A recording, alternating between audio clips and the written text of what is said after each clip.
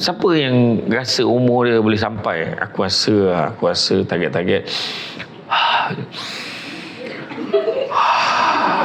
boleh 70 tahun ni. Macam tu kan. Confident dengan dia cek nafas dia. Aku penyakit semua tak ada. Aku semua okey. Jangan main kalau kita tengok Allah yarham Datuk Nasir Wahab. Sihat walafiat tau. Tak ada sakit, ada apa, sangat jaga kesihatan, minum air kosong hari-hari. Kan, jogging. Tapi bila Allah berikan sakit tu, tak kira walau macam mana kita menjaga kesihatan kita. Faham tak? Ada orang tu nak diet dan sebagainya apa semua, macam-macam cara buat, sudahnya datang penyakit lain. Ada orang minum lemon hari-hari, kononnya kesihatan, akhirnya usus dia bocor. Semua benda tak boleh, kita tak boleh semua buat benda melampau, tak boleh. Dia kena, bak kata bahasa orang Seremban tu, man-man lah. Maknanya bersederhana apa perkara pun. Jadi makna kata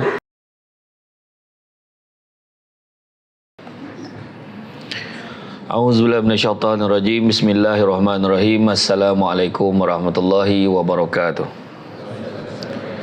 Alhamdulillahillazi arsala rasulahu bil huda wa dinil haqqi liyuzhirahu ala dini kullihi walau karihal kafirun walau karihal musyrikun walau karihal muslimun. Subhanaka la ilma lana illa ma 'allamtana innaka antal alimul hakim. Rabbi syrah li sadri wa yassir li amri wahlul 'uqdatam min lisani yafqahu qawli. Alhamdulillah, syukur kepada Allah Subhanahu wa taala, segala puji bagi Allah Tuhan sekalian alam. Salat dan salam ke atas junjungan besar Nabi Muhammad sallallahu alaihi wasallam. Terima kasih banyak saya ucapkan kepada saudara pengerusi acara bahagia Encik Azmi bin Abdul Manap, Sulit Menteri Besar, yang juga merupakan ahli lembaga pengarah rangkaian Hotel Sri Malaysia. Encik Suhaimi Basirun, pengurus Zon Selatan Jabatan Warisan Negara. Begitu juga bahagia Datuk Syed Kamaruzzaman bin Datuk Syed Zainul Khadki Shahabuddin, Ketua Pegawai Eksekutif Rangkaian Hotel Sri Malaysia. Seterusnya para pegawai kanan dan kiri, tuan-tuan dan puan-puan daripada pelbagai jabatan. Alhamdulillah, terima kasih banyak kerana sudi hadir pada program pada hari ini. Sama ada sudi hadir ataupun nama naik, tak tahulah kan. Di antara itulah kan. Jadi Alhamdulillah, saya baru, macam saya cerita tadi, saya baru saja tiba daripada Bangkok, Thailand semalam. Pukul 6.30 kot. Ada meeting trip kat sana, business trip kat sana. Lepas tu malam tadi terus menghadap Tuan Agong dengan Permaisuri malam tadi. So ni adalah ceramah pertama selepas balik daripada luar negara. Kayak kan. Kan, jadi Alhamdulillah, tajuk kita hari ini adalah tentang integriti, budaya asas kecemerlangan kan. Budaya asas kecemerlangan. Bila sebut tentang integriti, kejap kita akan hurailah maksud integriti. Tetapi bila tengok tentang maksud budaya, maksud budaya adalah merupakan keseluruhan cara hidup. Kita menormalisasikan sebagai kebiasaan rutin, dah budaya dia macam tu, kata kan. Contohnya macam kita pergi ke negara Thailand kan, budayanya macam tu. Masuk pasport, cop pasport, selit RM2. Budayanya macam tu. Macam mana kan? Macam tu. Dia datang pagi pukul 8. Bukan pukul 8 ke masuk kerja. Biasalah, dia biasa macam tu. 8 suku, 8.30 sampailah. Budaya macam tu lah. Minum ramai-ramai kat bawah pokok ketapang tu, kat SUK tu. Biasalah. Kan, budaya dia macam tu. Memang minum, memang berjemaah. Kan, bila kerja tak siap, salahkan orang. Dia tak pernah berjemaah pun aku salah. Tak ada, tu salah dia. Macam tu. Benda tu berlaku di SUK di Afrika, bukan di Malaysia. Tu kena cover saya siap macam tu. Jadi mana kata macam itulah budaya. Dia dah jadi macam biasa. Kan? Macam tu ke?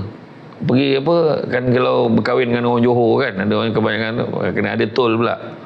Kan, kena nak tengok muka, nak masuk kena lalu maklang dia, bayar RM2. Ni kena bayar. Tak kisah, janji bagi, dia adat aja. Dia kata macam tu. Saya kalau macam tu, saya kata macam ni, dia kata bayar dulu, baliklah macam tu. Baliklah tengok sanggup tak sanggup tuan rumah tu. Itu contohlah kan. Tapi budaya. Lagi satu lagi, lepas pancikat minum dulu baru balik. Itu budaya. Dah biasa hari contoh. Ini antaranya lah. Dan asas adalah basic, ada akar kepada sesuatu perkara. Mungkin contohnya dalam perhubungan percintaan suami isteri, apa asas dia? Dia ada dua, kasih sayang, dan yang keduanya percaya. Dia kata macam itulah kan. Jadi mana dia letakkan dua asas tu. Setiap orang mungkin berbeza-beza. Yang seorang tu pula dia letak percaya, kasih sayang ada, tapi bila susah dia tinggal dengan lelaki dia. Ada kan, bila susah dia tak boleh susah. Kadang ada, carilah orang lelaki yang bertahan bila isteri dia sakit. Tak ramai. Ada tu ada.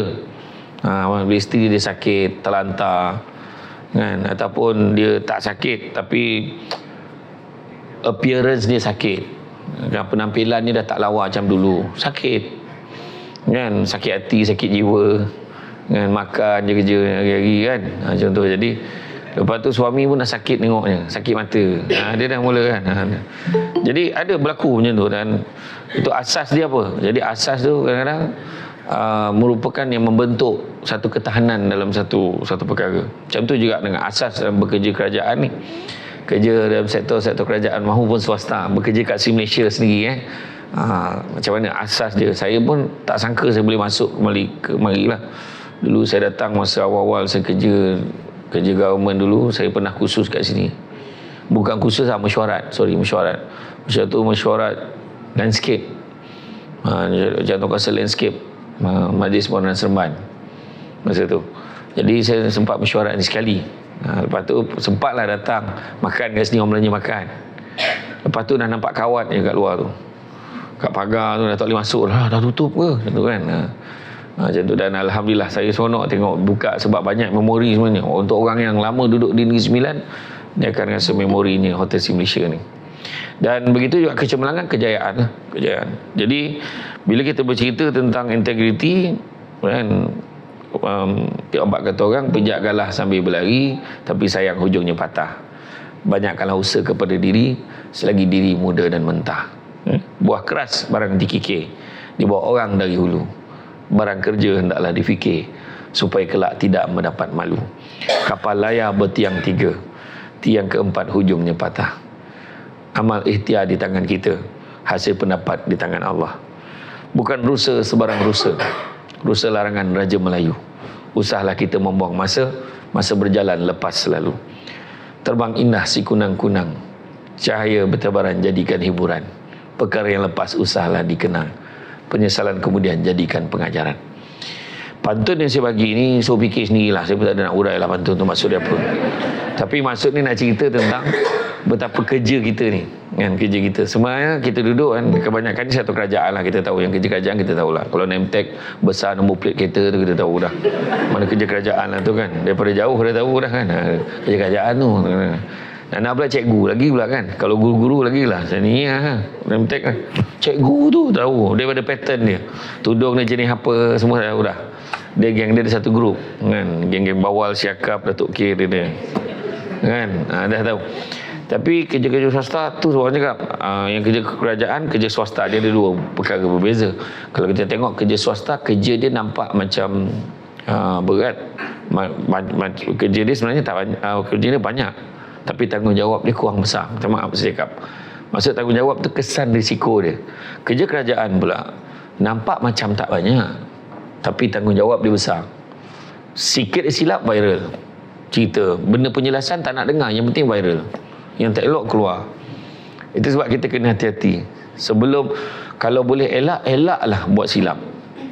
Kena elakkan. Kita sebab bila viral, orang tak nak dengar pun penjelasan kita. Orang nak tahu cerita apa. Oh ni salah ni, kenapa jadi macam ni, kenapa macam tu. Biasalah government macam tu lah. Biasalah orang kerja kerajaan macam tu lah, tak ada kerja lain kan. Minum diet dia kan.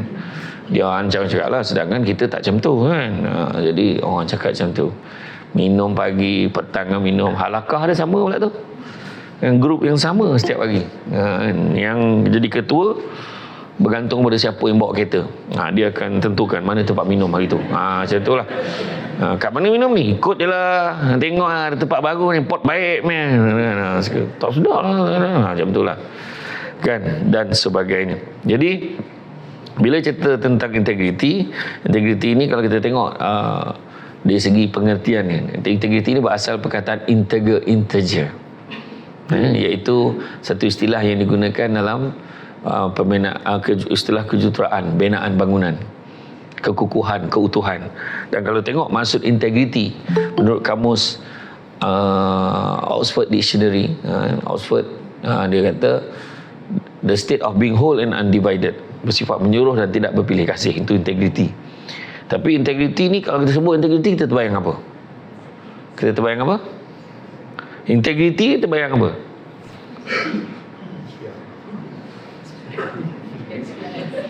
SPRM, okey. Mana dia terbayang rasuah, SPRM kan. Betul, tak salah. Memang daripada dulu ingat, dia tu tak ada integriti. Rasuah ke? Orang tanya tu. Dia kan, sedangkan dia lebih besar daripada itu. Tetapi tak dinafikan rasuah salah satu daripada cabang bawah integriti ni. Sebenarnya segala benda-benda baik ada integriti. Sebab apa? Kalau kita tengok dari Kamus Dewan Bahasa dan Pustaka edisi yang keempat, memberi maksud integriti ini sebagai kekukuhan, keutuhan, kejujuran, ketelusan. Empat ni. Kekukuhan, keutuhan, kejujuran, ketelusan. Maknanya semua benda-benda baik adalah integriti. Datang awal, integriti. Pakaian kemas, integriti. Kan? Duduk penuhkan tempat duduk depan, integriti. Kan? Dia tak ada pergi sibuk nak duduk belakang. Walaupun dia datang awal, dia tetap duduk belakang. Itu bukan. Jadi maknanya ni saja beritahu je, tak payahlah beralih, ni contoh je. Dan kalau kita sebut kita sebutkan tu kan, Nabi rupanya Prophet Muhammad sallallahu Nabi Muhammad sallallahu alaihi wasallam ada yang bukan Islam. Ini tak ada. Ada. Yang bukan Islam pun ada. Jangan risau. Saya punya ceramah international. Siapa yang bukan Islam pun dia boleh ambil point ni, kan? Iaitu Nabi Muhammad beritahu Allah sangat suka, Tuhan sangat suka hamba-Nya kalau melakukan satu amal pekerjaan dilakukan dengan baik, teliti dan sempurna. Maknanya kena okey, barulah bagus. Jadi cuma heran kan, orang kaitkan yang tak bagus tu dengan orang Melayu. Kenapa? Sedangkan Nabi dah sebut tadi, Allah sangat suka hamba-Nya kalau melakukan satu amal pekerjaan dilakukan dengan baik, teliti dan sempurna. Macam mana tu? Kan, saya teringat saya pergi makan seafood di perkampungan nelayan. Siapa yang pernah pergi dekat perkampungan nelayan kat Sabah, kan, dia ada satu tempat yang ada joget-joget pertarian budaya kat luar tu kan. Dekat atas pentas tu dia joget. Lepas tu saya beritahu dah kat meja tu, kejap lagi kalau dia turun kau lagilah, dia kata. Sebab memang dia tarik orang naik atas pentas. Sekali betul turun tu, clear meja tu, tinggal saya seorang je, saya makan seafood. Saya makan seafood. Tapi memanglah, saya kata kau buat sebenarnya trik dia, kau makan je buat tak tahu je. Kau tidak, dia tarik kau naik atas. Kalau kau pandang kau kau menyerah diri kan. Juga dia joget lah, kerana ni tarian budaya dengan dia orang kan. Ya betul lah. Cuma bila makan seafood, saya pernah makan tempat lain, tapi rupa-rupanya dia ada servis. Kalau nak tambah RM20 ada servis charge dia. Servis charge tu dia berdiri tepi kita masa makan tu. Kita tengah makan tu dia berdiri tepi kita. Bila kita kan kulit-kulit lah, kulit kerang lah, kulit apa semua tu kita letak kat tempat satu bekas. Dia ambil, dia clearkan. So, letak sikit dia clearkan. Bagus betul ni. Saya katakan, lepas tu air tu tuangkan. Macam tu lah. Contoh macam tu lah nak beritahu. Jadi mana kata dalam setiap kerja tu buat yang terbaik. Buat yang terbaik. Tapi kenapa orang kaitkan orang Melayu dengan benda tak baik? Pemalas Melayu, lambat Melayu, kontraktor Melayu tak elok. Kau tahu orang Melayu tu sengit-sengit buat. Tengok. Macam mana dinding tu sengit tu? Macam mana bumbung dia macam tu? Macam tu kan? Betul ke Melayu macam tu? Betul ke Melayu macam tu? Betul Melayu macam tu. Betul Melayu macam tu. Cuma bila ditambah dengan nilai tambah Islam, tak sepatutnya macam tu. Faham? Kalau dia Melayu saja mungkin. Tapi bila Melayu plus Islam sepatutnya jadi lagi baik. Itu sebab saya pernah kat rumah taman perumahan saya dulu. Ni jiran saya tahulah. Saya kat rumah saya tu, saya nak pasang porch kan, letak bumbung depan. Panggil kontraktor, dia pun buat lah. pasang bumbung, pasang rangka dia tu, dia pasang siap rangka, baru letak bumbung. Dia dah tebuk lubang siap-siap. Bila letak, rupanya lubang tu tak ngam dengan rangka tu. Oh, tak apa dia buat lubang baru. Yang lubang tadi dia tutup dengan skru. So bila hujan lebat, apa jadi? Menitik-nitik air turun. Itulah kerjanya. Lepas tu dia pasang gutter. Tahu gutter yang laluan air kan? Pasang gutter dekat tepi bumbung tu. Kebetulan hujan. Hui, hebat gutter ni. Tak turun air ni. Dia serap air ke apa? Kan? Lepas tu saya pun naik dengan kontraktor tu, naik tinjau kat atas, rupanya bertakung kat tengah tu. Sepatutnya pakailah penyimang air tu, sengetkanlah sikit supaya air boleh turun. Saya kata tak sepatutnya penceramah mengajar kontraktor ni. Saya kata. Kan, jadi saya pun bersama lah. Tak apa. Senangnya Ustaz, senangnya dia kata. Dia tebuk tengah tu. Dia arah majiran. Bincang kau sebelah tu. Apa punya? Bayangkan tu. Saya kata kau jangan buat kerja ni. Kau betul kau tengok majiran depan tu. Kebetulan jiran ada jiran bangsa Cina. Saya tunjukkan. Saya tengok. Ada tak dia buat macam kau? Tebuk kat tengah. Tak ada kan? Okey. Kau rendahkanlah sikit. Takkan aku nak ajar kau. Dia pun buat. Dia buat dah macam gelongsor pula dah. Macam ni condong nampak. Saya kata malah cakap lah. Itulah dia. Dahlah Melayu Islam sedara lah tu. Tu semua tak cakap. Kan, semua tu kan. Itulah dia. Payah kan.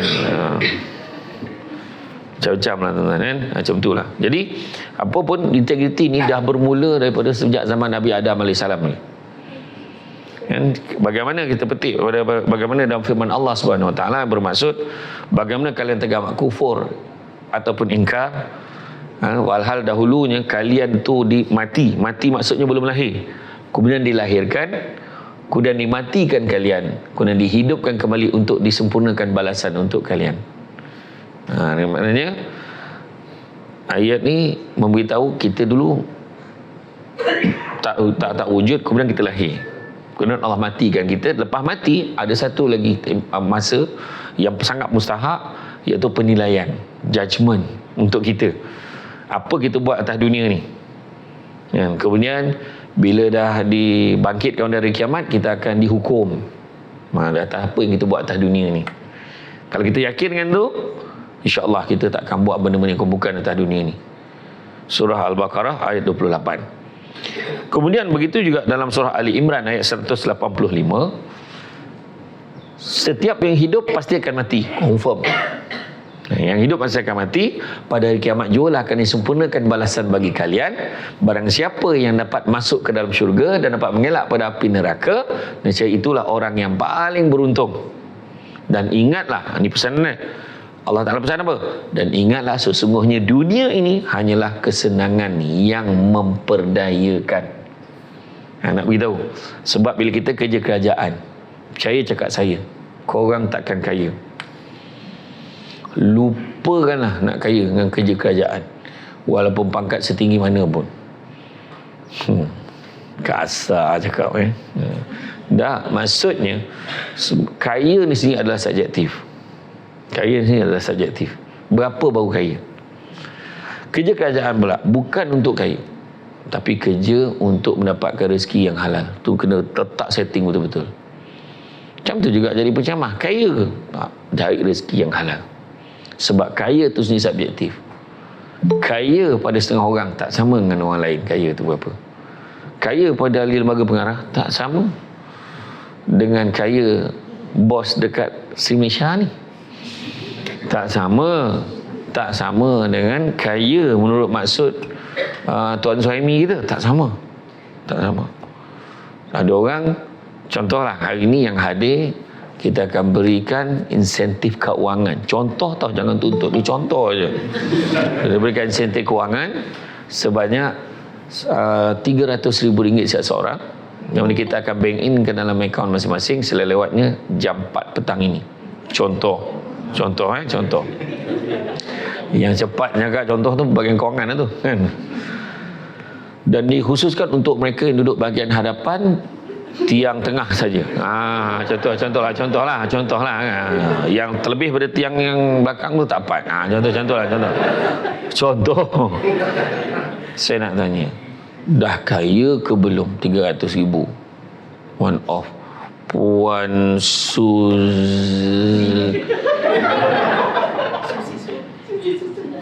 Suzy Susanti.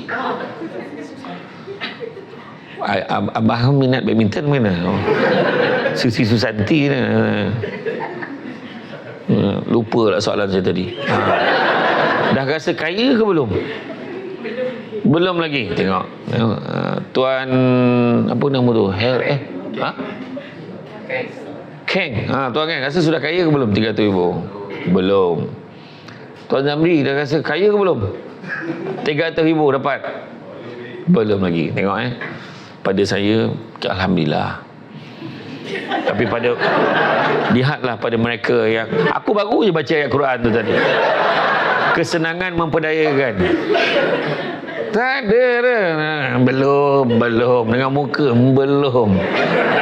Macam dah dapat lah, macam mana tengok belum dapat ni, kita bagi contoh. Itu pun dia dah cakap belum kaya lagi. Macam mana?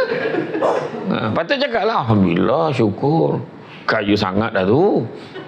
Ada seorang orang dalam poket, kalau ada 1,000, hari ni memang tak ngantat nak ajak kawan makan ke mana. Baik, bagaimana ni? Cakap kalau dalam poket dia ada 1,000, tapi ada setengah orang dalam bank ada 10 juta. Gaul kepala ni, pening kepala. Apa pasal? Duit tinggal 10 juta tu. Kau tak rasa nak bunuh kawan ni? Cakap. Sebab dia dah biasa setiap bulan, budaya tadi, dah setiap bulan memang dia dah ada 1 juta, 100 juta, tiba-tiba tinggal 10 juta, dia rasa susah sangat. Itu standard orang tak sama. Orang dah biasa naik Azia kan, sekali dia nak highlight, dia rasa besar sangat rasa kan. Pada orang yang dah biasa naik kereta besar, sekali naik kereta kecil, begitu, susahnya. Kenapa lah kereta macam ni? Baru duduk dah belaga dengan rumah kan. Makin lama makin sihat, makin kecil kan, makin sihat. Sana lah sikit, mana ke mana lagi, ni je space ni, dia kata kan. Contoh lah kan, contoh lah kesenangan yang memperdayakan. Pangkat, jawatan. Ada orang ni, saya tengok ada orang yang dah lama bekerja, memperdayakan. Kita rasa macam kerja kerajaan, dah nak pencen dah, berapa tahunnya lagi tinggal. Jangan kata tuan-tuan dan puan-puan, saya dah dekat pesara ni, saya dah dekat pesara, tunjuk dekat hotel dapat 10%. Si Malaysia saya tak pasti dapat ke tak. Oyo dapat kan. Tempat hotel-hotel lain ni ada setengah dekat Concord, saya tunjuk ustaz yang buat kelakar boleh tak, dia kata tunjukkan pesara, dia kata. Sebab memang dia tak, memang tak ada lah, memang tak ada. Bukan semua hotel bukan semua hotel, jangan apa kan. Jadi macam itulah kesenangan yang memperdayakan. Dan begitu juga datangnya malaikat Jibril kepada Nabi kita, dia pesan kepada dia, ada 3 soalan dia sebut. Dia kata,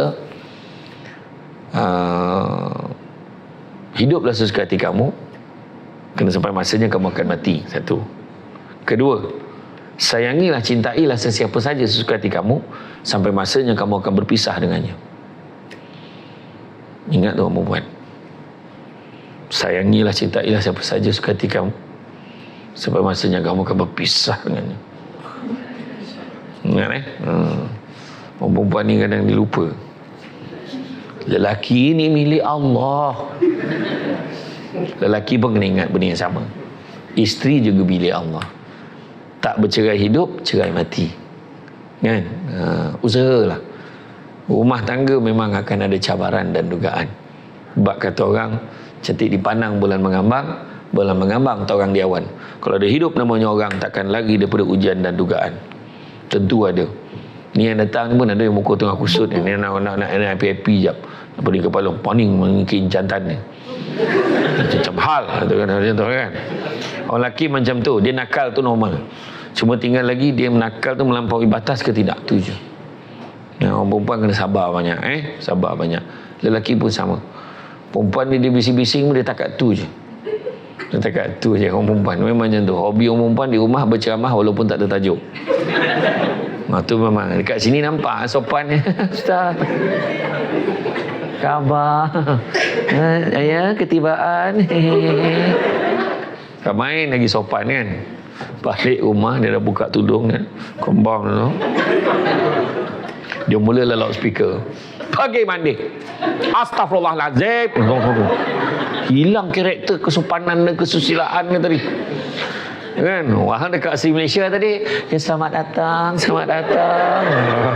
Main lagi kan. Oh hilang. Tak salah. Tu bagi kat orang perempuan lah tu. Dia boleh kat belakang. Dia boleh 2-3 karakter boleh. Tu orang perempuan. Orang lelaki ni dia terang cakap terang. Tentulah. Ni apa benda ni tadi aku nak tanya. Ni apa benda? Ha? Apa dia? Online punya? Speaker? Ada 600 orang mendengar. Oh, 600 orang. Oh. Saya kena cover balik ha. Okey. Jadi macam itulah. Itu yang kedua. Yang hidup pasti akan sayanglah cintai siapa saja suka hati kamu sampai masanya kamu akan berpisah dengannya. Sayang macam mana pun, mak ayah kita akan pisah dengan dia.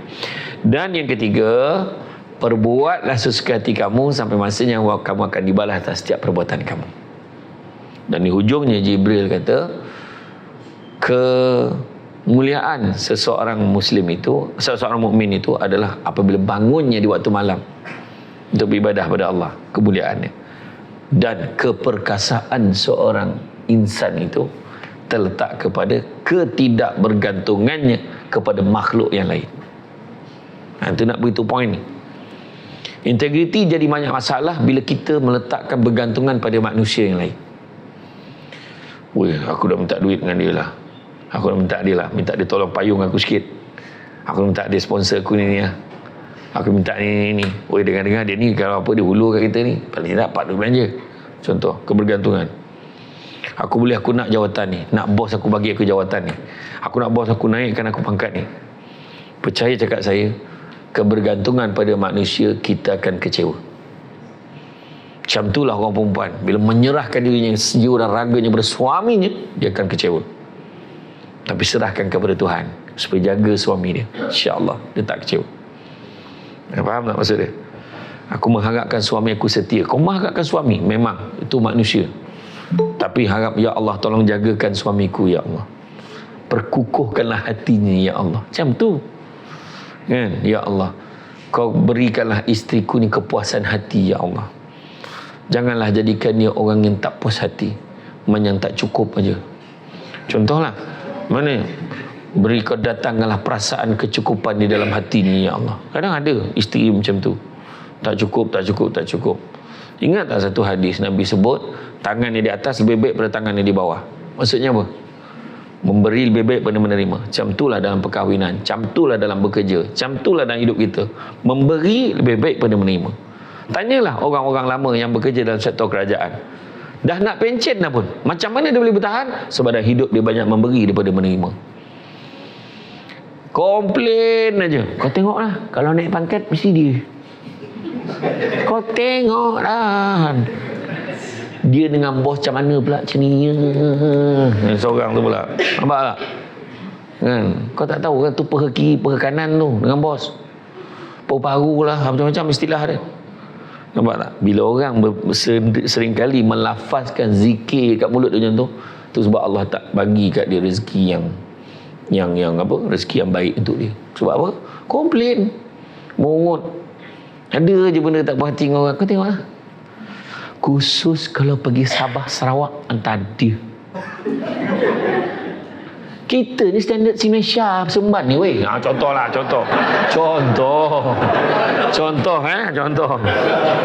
Jadi makna kata dia petikai aje.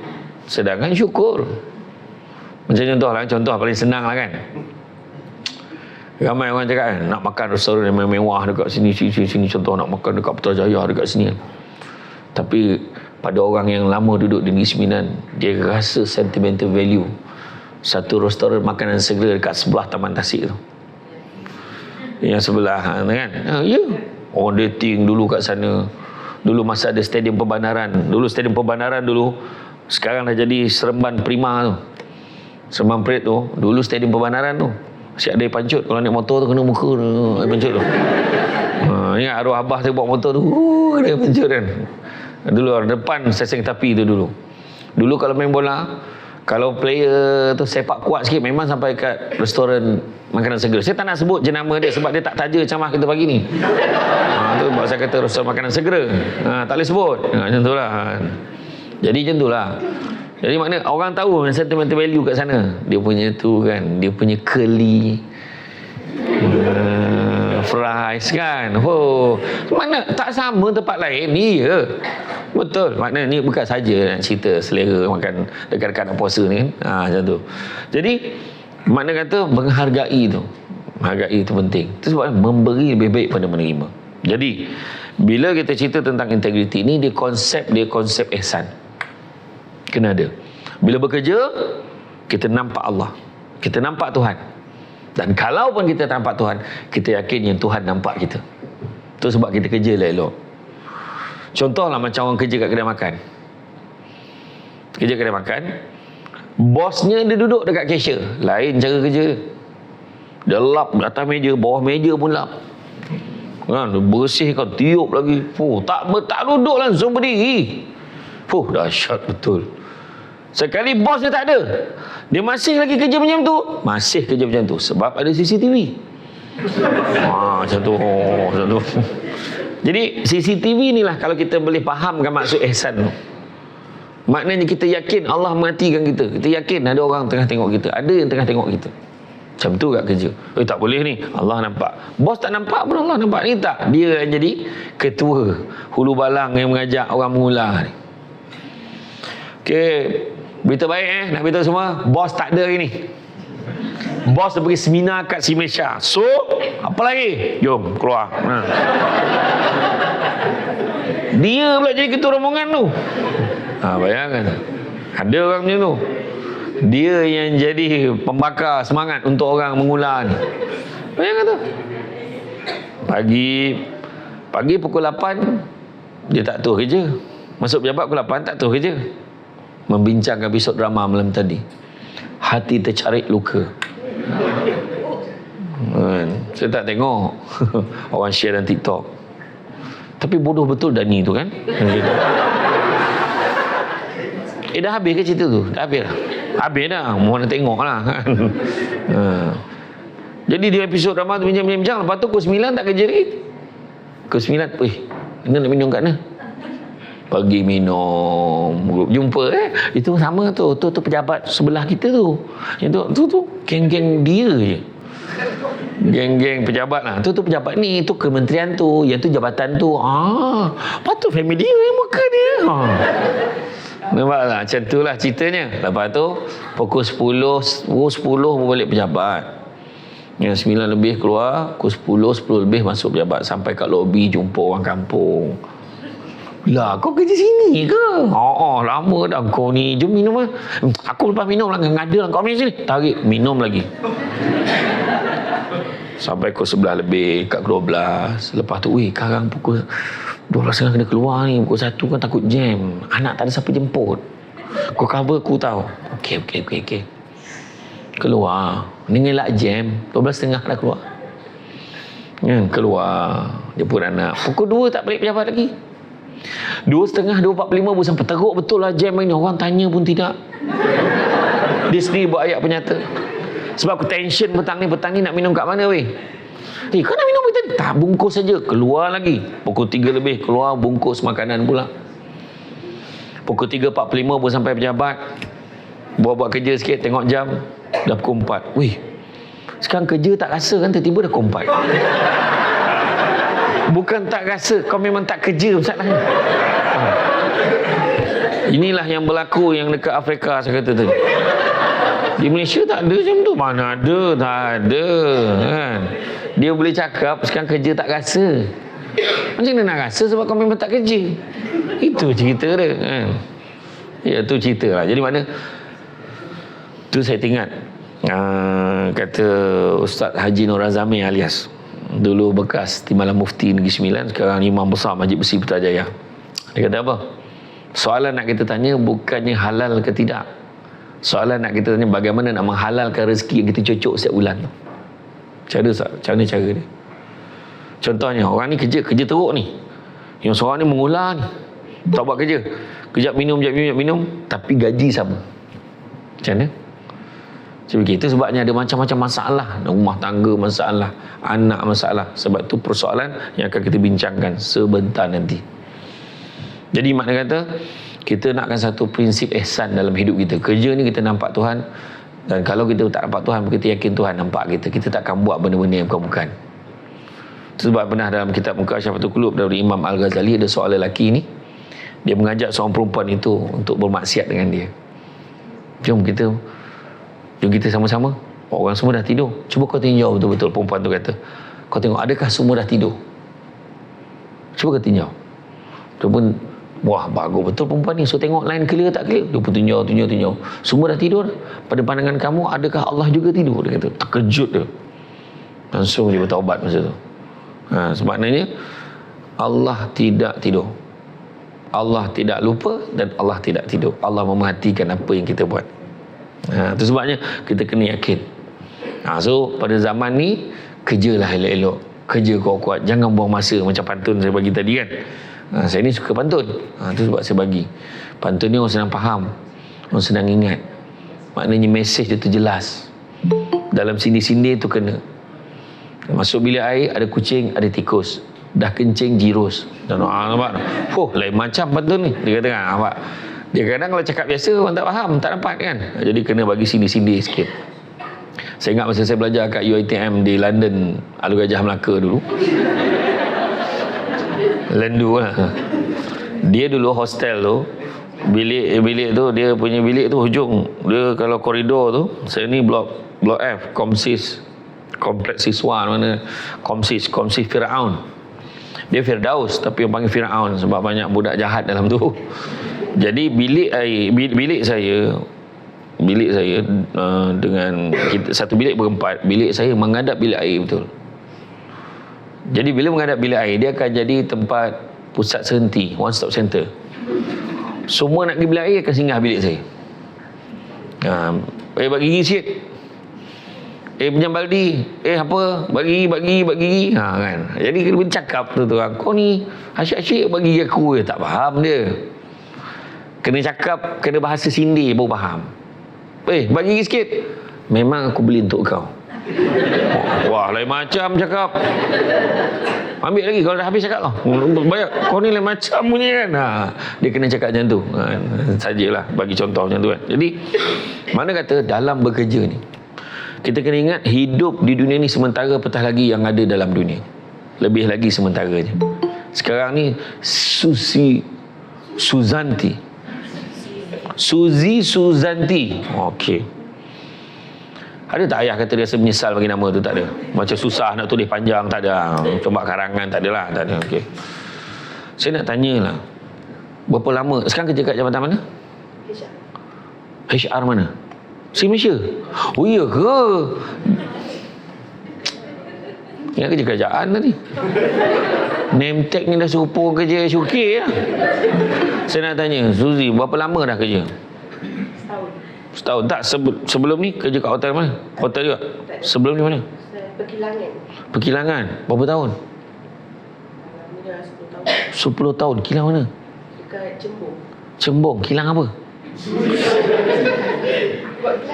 Buat gelas. Oh, dia buat gelas. Sebelum kilang? Kilang juga. Kilang kat mana? Dekat area situ juga. Situ juga. Mana memang situ. Tak takut ke datang Seremban? Udah gembau, tiba-tiba Seremban. Sebelum kilang tu? Dah 2 kilang tadi. Sebelum kilang tu? Kilang juga. 3 kilang. Mana total lah kerja berapa tahun dah? Sebab saya lepas habis SPM terus kerja. Oh, mana berapa tahun dah kerja? Lebih 10 tahun lagi. 13-14 tahun. 3 tiba-tiba. Sekarang umur apa? Lebih kurang Kita letak je 40-an 30-an. Okey, tengok. Dalam masa 30-an, dia dah habiskan masa bekerja 14 tahun. Belajar dulu sekolah rendah dengan tadika sampai grade. Tadika setahun, sekolah rendah 6 tahun. 7 tahun. 7 tahun sampai form 5 sampai form 6. Sampai form 5. So berapa dah? 12 tahun. 12 campur dengan 14 tahun. Berapa dah? 26 tahun. Bayangkan. Ada yang balance tu untuk dia merangkak, dia main dekat Gelongsor dulu kan. Makna kata sebahagian besar pada hidup ni dia dah habiskan. Nampak tak? Saya pun sama. Kita lebih kawan sebaya. Ceh, macam tangan belakang. Tak adalah, saya dah 40-an. Dan kalau tengok arwah abah saya meninggal dunia, genap umur dia 50 tahun. Tak sakit, tak ada apa, demam panas, pergi dekat klinik dekat Rahang tu, kena masuk ward, esok tu meninggal. Ikutkan dah sembuh dah, okey. Nurse tu sempat tegur ayah saya sebelum masuk bilik air tu. Pakcik okey pakcik? Okey, kalau okey kejap lagi boleh balik dah ni. Memang betul kejap tu balik dah jadi jenazah. Sebab apa? Jatuh kat dalam bilik air. Bukan jatuh tu puncanya, masa bangun daripada buang air tu, pembuluh darahnya pecah, darahnya naik tinggi. 50 tahun. Makna kalau saya ikut umur arwah abah saya tak sampai pun 10 tahun lagi nak hidup. Kalau saya ikut macam tu. Maknanya sebahagian besar kita dah habiskan hidup kita. Nampak tak kan? Jadi dengan tahap itu kenapa kita nak buang masa lagi? Siapa yang rasa umur dia boleh sampai? Aku rasa target-target boleh 70 tahun ni. Macam tu kan. Confident dengan dia cek apa dia. Aku penyakit semua tak ada. Aku semua okey. Jangan main kalau kita tengok Allahyarham Datuk Nasir Wahab. Sihat walafiat tau. Tak ada sakit, ada apa, sangat jaga kesihatan, minum air kosong hari-hari. Kan, jogging. Tapi bila Allah berikan sakit tu, tak kira walau macam mana kita menjaga kesihatan kita. Faham tak? Ada orang tu nak diet dan sebagainya apa semua, macam-macam cara buat, sudahnya datang penyakit lain. Ada orang minum lemon hari-hari, kononnya kesihatan, akhirnya usus dia bocor. Semua benda tak boleh, kita tak boleh semua buat benda melampau, tak boleh. Dia kena, bak kata bahasa orang Seremban tu, man-man. Maknanya bersederhana apa perkara pun. Jadi makna kata dalam hidup kita yang sementara ni kita kena manfaatkan. Sebab apa Nabi sebut khairun nas anfa'hum linnas. Sebaik-baik manusia memberi manfaat pada orang lain.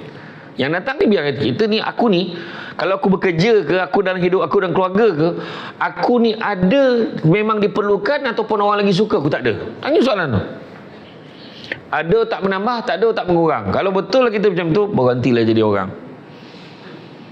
Khairun nas, sebaik-baik manusia, anfa'hum linnas, dia bagi manfaat pada orang lain. Itu sebab mak kita dulu cakap, kalau kau nak jadi orang, kau pergi belajar. Kita pun terfikir, selama ni aku bukan orang ke apa?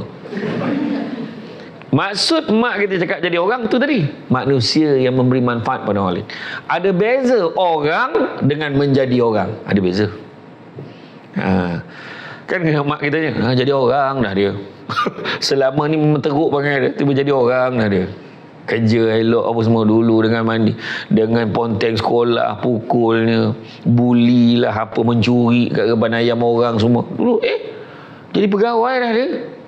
Dulu habis dusun durian orang semua disapunya.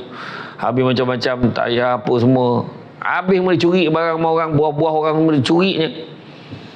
Alhamdulillah dah kerja kat si Malaysia. Contohlah Zamri namanya, contoh. Tak adalah, contoh je. Jadi makna kata sampai satu tahap. Betul, kita semua ni dulu semua ada previous background kita kan. Saya pun sama dulu. Sama. Nakal macam mana, ponteng sekolah, pergi tuition sebulan tak pergi. Lalah abah dapat tangkap benda tu. Tak pergi tuition, lepak dengan kawan hari Sabtu, lepak dengan kawan, tak pergi tuition. Kan? Kena, mau tak kena. Tapi jahatlah benda tu. Kan, nak buat macam mana? Itu sebabnya yang penting sekarang ni bab kata ahli falsafah, semalam itu ibarat cek tenang.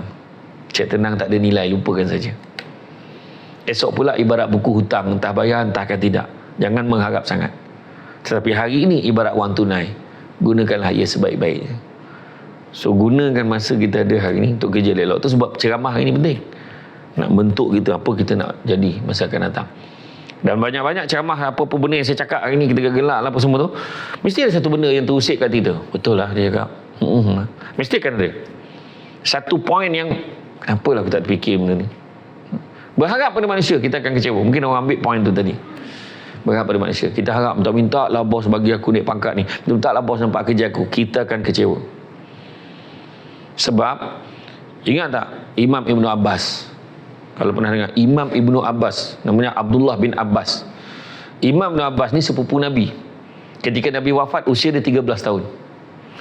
Nabi pegang dada dia, Nabi doakan, Allahumma faqihu fid din wa 'allimhu ta'wil. Doakan mudah-mudahan mudah dalam agama, mudah terima ilmu semua. Dan ada satu pesanan dia yang bagi kesan kat saya. Saya harap semua pun akan terasa benda yang sama. Sebab apa? Satu pesanan Nabi pesan apa? Kalaulah satu dunia ni berhimpun nak bagikan keberuntungan kepada kamu, nescaya kamu tidak akan mendapatkannya melainkan sekadar yang Tuhan dah tentukan untuk kamu. Tapi kalau satu dunia ni berhimpun nak memberikan kemudaratan kepada kamu, nak susahkan kamu, nak kenakan kamu, tetapi nescaya kamu tidak akan mendapatkannya melainkan sekadar yang Tuhan dah tentukan untuk kamu. Jadi apa takut? Kerja je lah. Kenapa nak bodek-bodek orang? Lantaklah dia nak bodek pun, dia bodek, dia jilat kepala sampai tapak kaki pun, kalau dah Tuhan dah tulis rezeki dia tak ada, dia tak akan dapat. Dan itulah manusia yang paling kecewa dalam hidup. Bila tak dapat, tu tak guna punya orang. Aku dah buat macam-macam untuk dia, apa benda aku tak buat untuk dia, habis. Tadi jadi pada asalnya pahala, langsung tak dapat apa. Malah tu maksud saya tadi. Tu sebab ada orang, terang saya cakap, kerja paling mulia dekat hotel ni, kerja paling mulia dekat hotel ni cleaner. Kerja paling mulia kat jawatan kerajaan tu cleaner. Dekat sekolah tu cleaner. Kenapa nak malu? Dia buat benda yang paling orang paling susah nak buat, mencuci benda-benda yang orang kotor-kotor, najis-najis kan, ada bersihkan. Tu yang saya pernah pergi kat satu sekolah, najis tu dalam sinki melintang.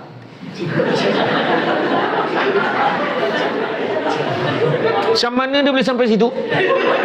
Masalahnya sinki tu tinggi, maknanya ada usaha yang dilakukan memastikan sampai ke situ.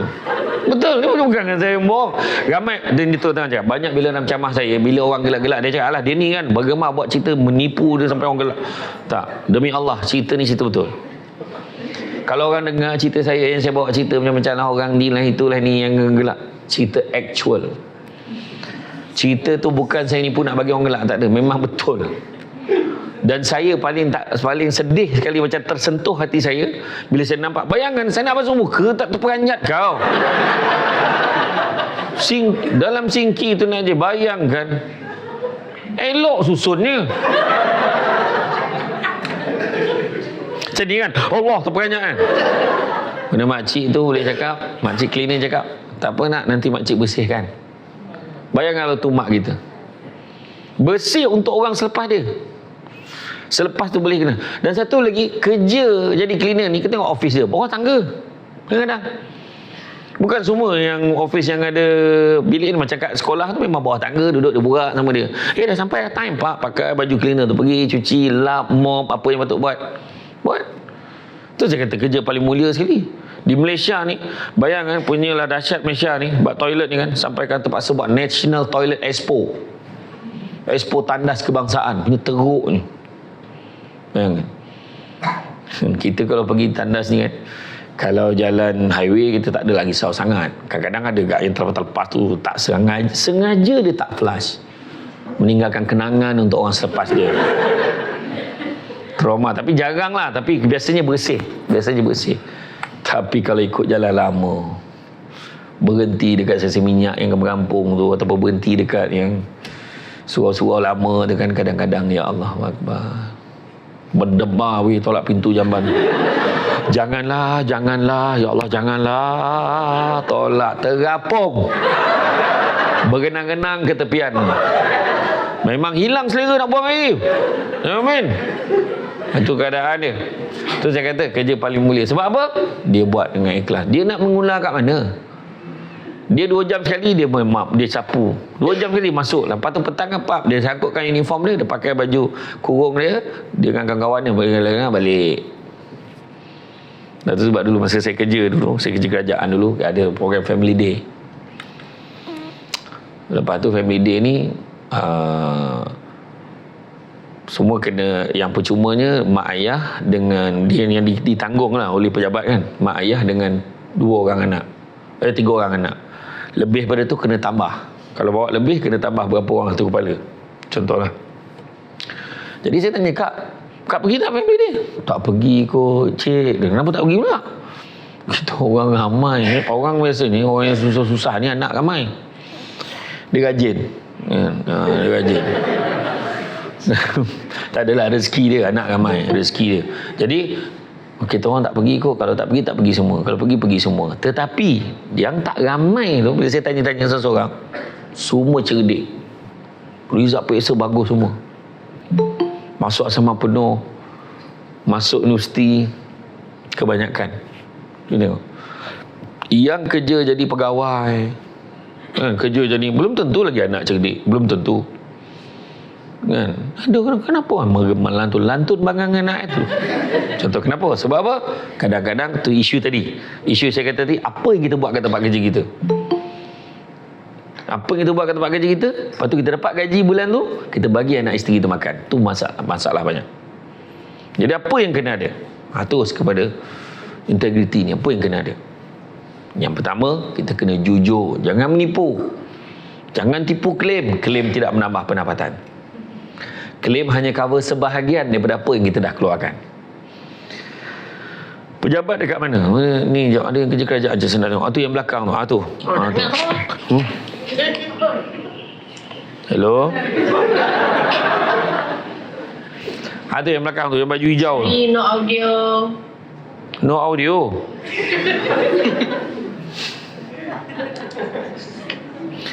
Siapa yang bercakap tu? Kita sekarang berada dalam rancangan Sampaikan.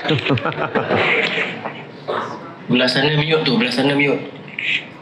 Belah mana pula yang mute? Belah sana mute. Okey. Puan. Saya lupa. Dah hilang soalan aku tadi lah. Allahu Akbar. Saya kata apa tadi? Klaim tidak menambah pendapatan, tapi hanya cover sebahagian daripada apa yang... Okey, contoh. Sekarang puan kerja kat jabatan mana? Business Development di berapa ramai si Malaysia angkat tangan? Tadi aku dengar tadi macam jabatan kerajaan semua ramai. Ini sebelah ni si Malaysia semua? Campur juga. Cik Din, tolong unmute kan Cik Din. Cik Din. Tadi ngacau aku ceramah lah. Cik Din.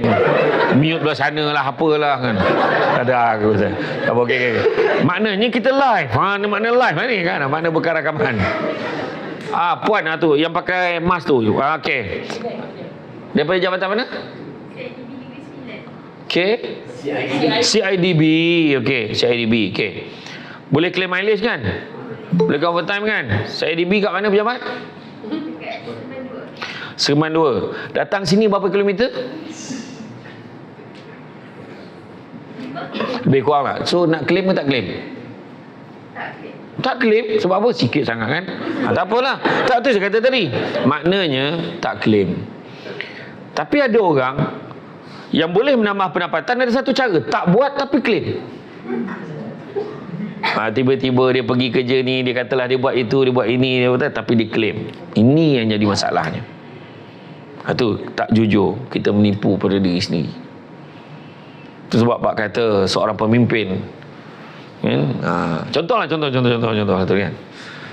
Nanti kejap saya sentuh kata-kata dia. Maknanya kejujuran ni mustahak. Jangan tipu. Kadang-kadang bos tanya, kau kat mana sekarang ni? Saya ada dekat site sekarang ni. Kau dekat site. Bos yang tanya sekarang dekat site. Kenapa nak tipu? Cakap tu terang, saya sekarang tengah makan dengan isteri saya ni. Oh ya ke? Lambat lagi ke? Dalam 10-15 minit lagi habis lah. Okey, nanti datang pejabat jumpa saya. Bos kan nak tahu kita kat mana sebab nak jumpa kita. Tak payah bohong dengan tipu. Yang kedua, amanah. Jaga amanah. La imana liman la amanata lahu wala dina liman la ahda lahu. Tak beriman orang tak jaga amanahnya, tak beragama orang tak laksanakan janjinya. Benda simple je, guna mesin photostat untuk photostat menaik syarab satu penduduk. Guna mesin photostat IC anak untuk ketujuan rekod sekolah. Sedangkan selain itu tak berapa sen pun dekat luar. Tak halal kita setiap titik ink photostat tu untuk guna pejabat, guna untuk peribadi. Tak halal. Itu yang kata seorang pemimpin, kalau yang sekecil ini pun tidak boleh dijaga, bagaimana ingin menjaga negara? Itu ayat tu. Kita harus berubah, anjakan paradigma. Betul tak? Jadi mana kata bab penyelesaian photostat pun tak settle, macam mana? Lepas tu cerita tentang inilah. Lepas tu balun orang kamai lagi. Inilah dia rasuah ni. Kau bantai orang. Kau photostat pun pakai photostat pejabat. Banyak cerita. Itu belum cerita lagi. Pen pejabat pun jadi pen kau. Guna pen. Bang ni. Bang, kenapa bang? Itulah nanti tolong balik nanti. Jangan lupa tak bang terasa nak makan sayur pucuk ni. Okey. Jap saya tulis jap. Ambil pen. Pen pejabat tulis menu nak beli. Mana ada barang pasar nak beli ni. Tak halal. Itu benda kecil saya sebut yang kita tak perasan sebenarnya. Bawa anak pergi pejabat. Duduk rumah, mama nak kerja. Mama. Tak padan dengan duduk seramban mama. Suzy, kau kampung mana? Kambau. Anak panggil kau apa? Belum lagi. So untuk makluman semua, Suzy belum kahwin. Dah kahwin. Dah kahwin. InsyaAllah kita doakan mudah-mudah rezeki. Copek bona iklan ni keluar tu. Tak adalah okay. Tak adalah. Saja je. Saya ni kalau tak mengacau tak boleh. Mengacau. Dapat tahu satu nama tu lama ke sudah. Suzy lah. Kenapa lah aku duduk depan. Tadi bila sebut nama dia kan. Ni nama aku. Aduh. Kampung kat mana? Istana Raja. Istana Raja. Jadi macam inilah yang mulia. Bukan semua orang duduk Istana Raja ni. Main orang anda pangkat-pangkat darah ni semua. Semua ni orang kuat-kuat adat ni semua. Kan? Kau asal mana? Lahir mana? Istana Raja. Istana Raja lah. Okey lah tu. Kan? Jadi yang tu amanah jaga. Jaga amanah. Kan? Jadi bawa anak pergi pejabat. Bawa anak pejabat. Siapa yang tu? Siapa yang baju hitam juga tu? Siapa? Iya, tak ada lagi dah. Ramai mana kerja hitam? Siapa namanya? Nabila. Anak apa orang? Kampung mana? Melaka kat mana? Kena cakap ke? Bukit Rambai. Bukit Rambai. Rambai Hill. Apa? Anak apa orang lah? Anak 4 orang? Okey. Anak panggil apa? Tapi semua anak kucing lah. Betul ke? Korang ni memang perancangan tak nak ada anak dululah. Buat masa ni belum nak ada anak lagi kan macam mana? Kahwin dah. Dah. Untuk belum semua, siapa yang pakai baju hitam dia dah kahwin, tengah usaha dapatkan anak, nak kucing lah apa. Aku tembak tak kena lah hari ni. Tak kisahlah, bawa anak pergi pejabat. Anak kucing mustahil lah kan. Bawa anak pejabat, duduk dan diam. Jangan cakap dengan kucing macam tu kan. Bagi pen sebatang, pen pejabat punya, kertas pejabat punya, tak halal. Saya cerita benda senang-senang. Belum cerita benda-benda yang bab perolehan, bab hasil yang kita gunakan benda-benda yang lain tu. Jangan cerita lagi yang orang tipu invoice apa semua, tipu claim.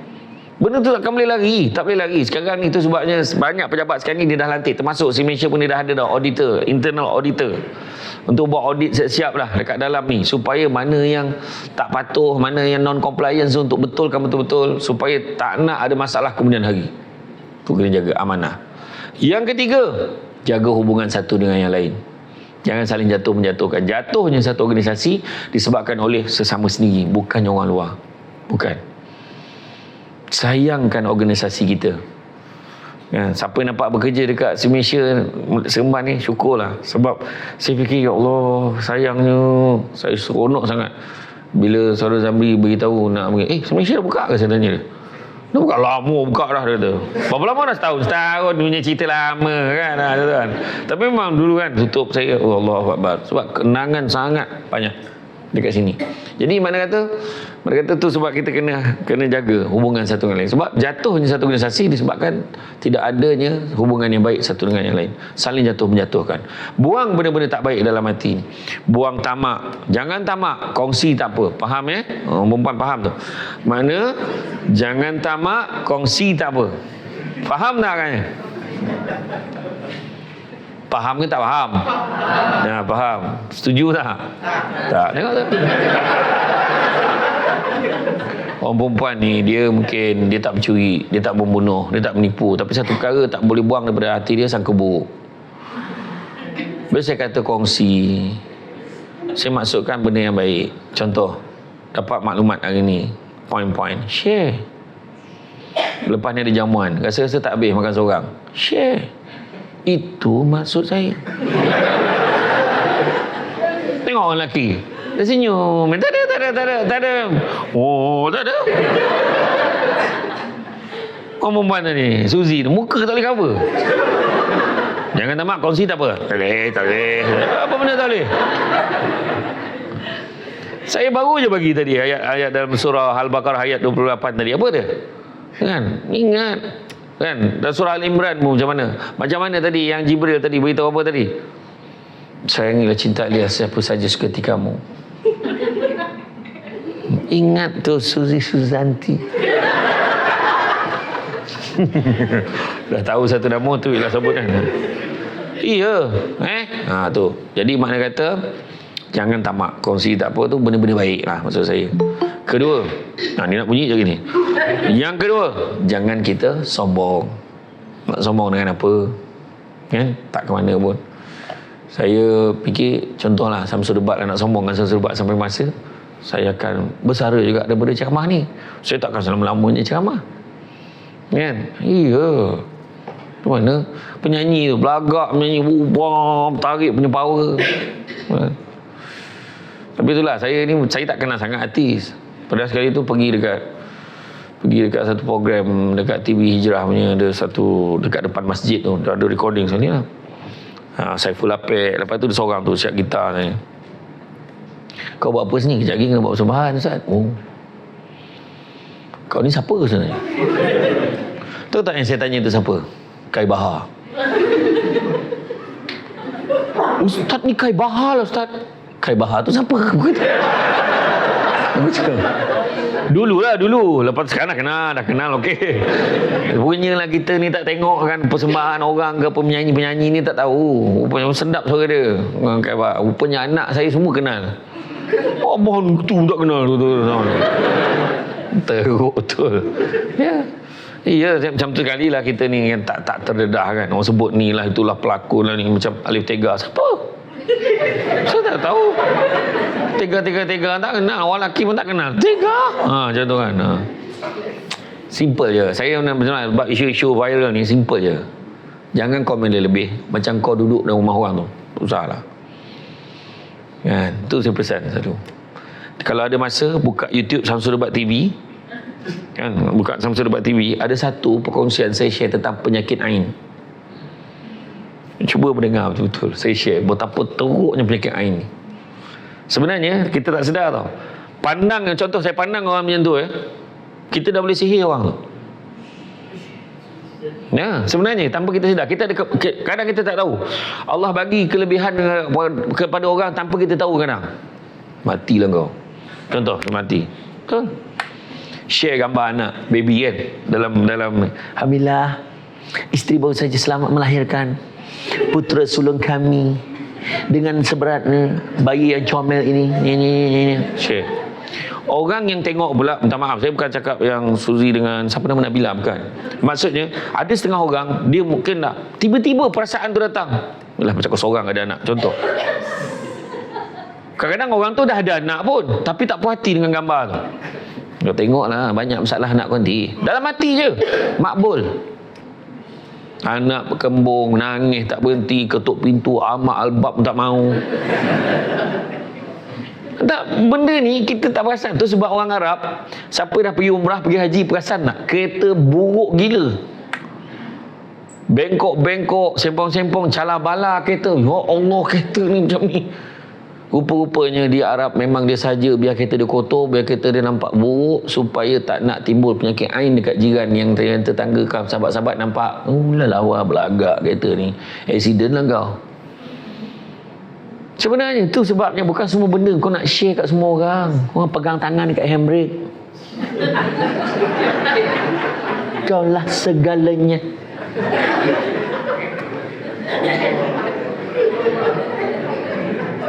Aduh, lepas tu masuk lagu kan. Kaulah segalanya untukku. Lepas tu nampak lelaki handsome je buat konten. Imamku. Yang tak handsome tu pengusi khairat kematian. Salah tak, jangan sama nak sombong dengan apa kan. Saya tengok tadi tuan-tuan ni semua kan yang sambut saya tadi, saya tak sangka pangkat tinggi-tinggi semua tapi tak sombong dengan saya. Buat saya okey je kan. Kita janganlah sound pula. Tengok sedap lah dia, kita duduk kursi keras ni, dia duduk sofa weh. Contoh kan, jangan main-main. Yang duduk depan ni tanggungjawab dia besar tu. Tanggungjawab dia besar, lain daripada orang belakang. Dia kencing pun, nak kencing pun tahan ni. Janganlah nanti luar kejap lagi tunggu habis syamah. Iya. Kau orang kat belakang tanggungjawab, kau orang yang belakang lagi kurang tanggungjawab. Kau balik pun tak perasan. Betul. Itu beza. Tahu? Iya. Tu cakap tadi kan, jangan kita gemar petikai. Tu sebab penyakit ain tadi, hati-hati. Tu sebab saya kata kadang-kadang kan jangan nak sombong-sombong dengan apa. Penyanyi tu menyanyi hebat, tiba-tiba masuk ke Gawar Gaza minta nyawa nak nyanyi lagu sendiri. Lagu sendiri tak boleh nyanyi dah. Tu saya berbual dengan Datuk Nora Arifin. Datuk Nora, masa berlalu tanpa ku menyedari kan dia kan. Kawan tu member. Kawan sama bab nyanyi dah tak adalah. Datuk Nora cerita apa? Dia kata ustaz, bila kita dah meningkat usia, dia kata lagu tu kita kena adjust note dia tu supaya kita boleh nyanyi tu nampak macam sama macam dulu, tapi sebenarnya note tu dia dah rendahkan sikit dia punya tu. Pitching dia kena rendahkan sikit supaya nampak, tapi macam sama macam dulu dia nyanyi. Tak, sebenarnya dia dah adjust sebab kekuatan suara dia tak macam dulu. Kalau dia tarik juga macam dulu, yang dulu pitch sampai ke langit tu, kalau dia paksa juga dengan dia ke langit dia tak boleh. Ingat tak Amitabh Bachchan? Amitabh Bachchan dulu dia adalah antara hero Hindi yang tak boleh terima hakikat dia dah tua. Berapa lama dia berlakon jadi hero. Dia tak nak pegang watak bapak tu. Jadi hero sampailah akhirnya jadi watak bapak juga. Macam mana? Dia tak boleh nak mengangkat langit, nak belagak, tak boleh sampai masanya. Dulu berlakon jadi hero kot, sekarang watak jadi bapak, jadi atuk. Rosyamno mana jadi hero dulu, hero idaman Malaya, keluar dalam surat khabar. Ni marah ni kalau aku sebut nama ni. Kan dulu heroin, dalam majalah Yuak TV tu muka surat tengah jadi poster. Sekarang berlakon jadi bibi. Saya cakap Indon ni. Sampai masa nak cakap apa? Kita kau tahu nombor satu tu, dalam jabat nombor satu tu, nombor satu tu. Tiba-tiba kat masjid duduk ujung tiang, pencet. Nak cakap apa? Sampai masa kan? Kita sampai bila kita nak lagak dengan apa? Tu sebab jangan belagak, jangan sombong. Malahan Nabi sebut tidak akan masuk syurga kalau di dalam hati seseorang itu ada kesombongan walaupun sebesar biji sawi. Biji sawi ni sombong contoh apa? Selipar pada Mekah ni. Selipar kau boleh belagak. Selipar di Mekah. Tengok bawah made in Taiwan. Ni mana? Belagak kan? Nak belagak dengan apa? Belagak. Lawak juga kan? Sendiri kan? Sendiri. Macam.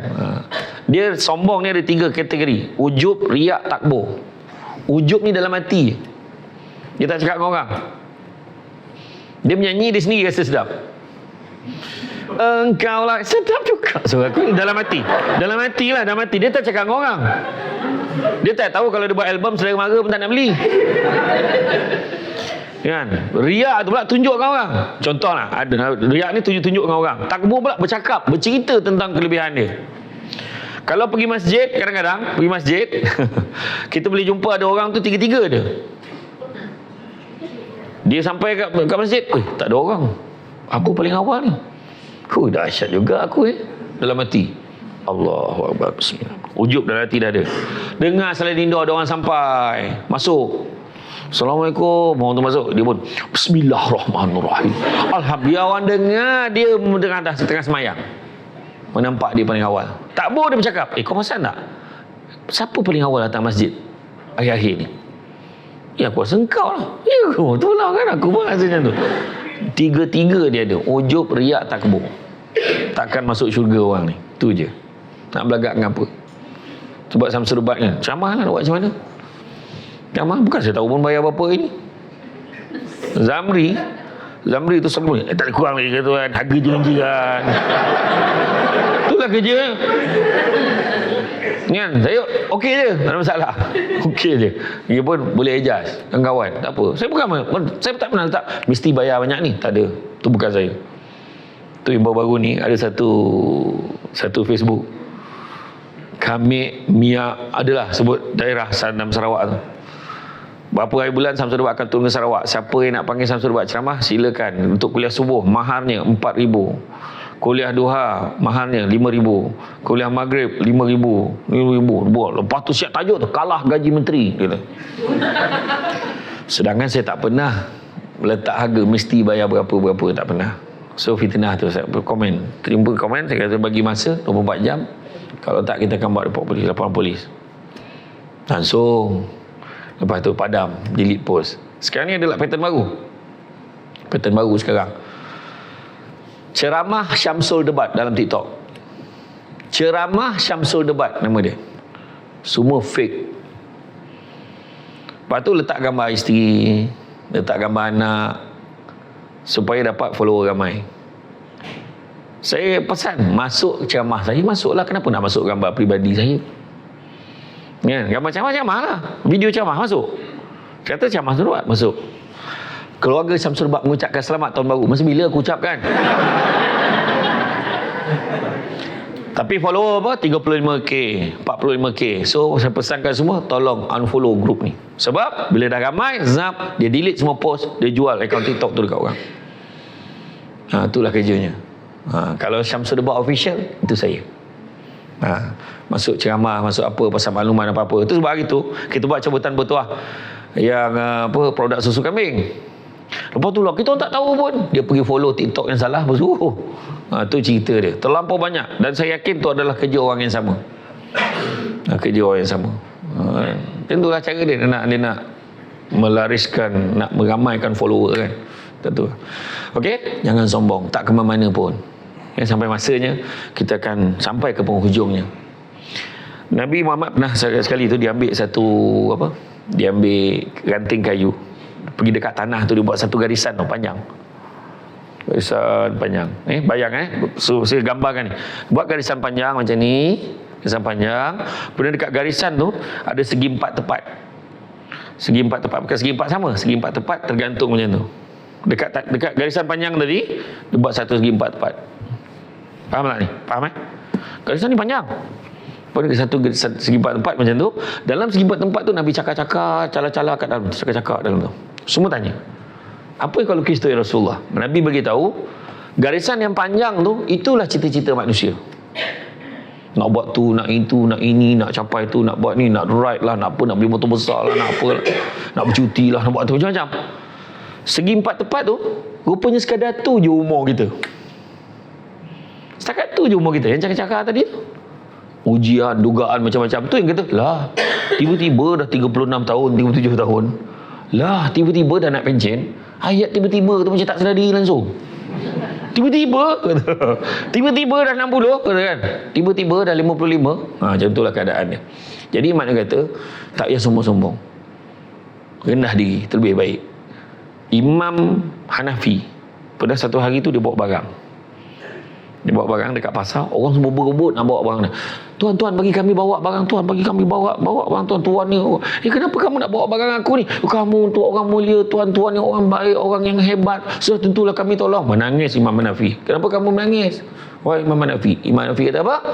Aku menangis kerana sesungguhnya manusia itu hanya kelihatan hebat disebabkan Allah menutup aibnya. Semua ada aib perangai masing-masing. Kat luar nampak tadi macho, romantik, sawit kan. Sweet aja bila bercakap. Romantik bertuah kan kalau dapat suami macam dia. Tapi kat rumah rupanya orang tak tahu panah baran, sepak bini hari-hari, pukul anak, kan, tanam girlfriend. Cerita Bella tu lah. Tak, contoh lah. Mana tahu, mana kita tahu. Macam kes-kes budak perempuan ni yang kena belah perut, yang pregnant tu, belah perut, keluarkan janin, buang sampai hari ni tak jumpa janinnya. Kemudian bakar malam ni, esok pagi datang bakar lagi, sirah petrol bakar lagi. Budak lelaki tu bekas pelajar sekolah agama. Bayangkan sampai tahap tu kan. Dia cakap, kita tak tahu aib dia, Tuhan tu tutup. Kita ni nampak baik sebab apa? Banyak benda-benda buruk yang kita tahu. Kau tak tahu tu tidur berdengkur, la ilaha illallah, teruk. Tapi tu saya nak pesan kat semua, siapa yang tidur berdengkur macam saya dulu, saya percaya yang berdengkur ni rupanya kita ni penat. Kita ingat kita penat tau. Rupanya sekarang ni dah ada mesin yang boleh ukur. Saya pakai wire tu, tidur.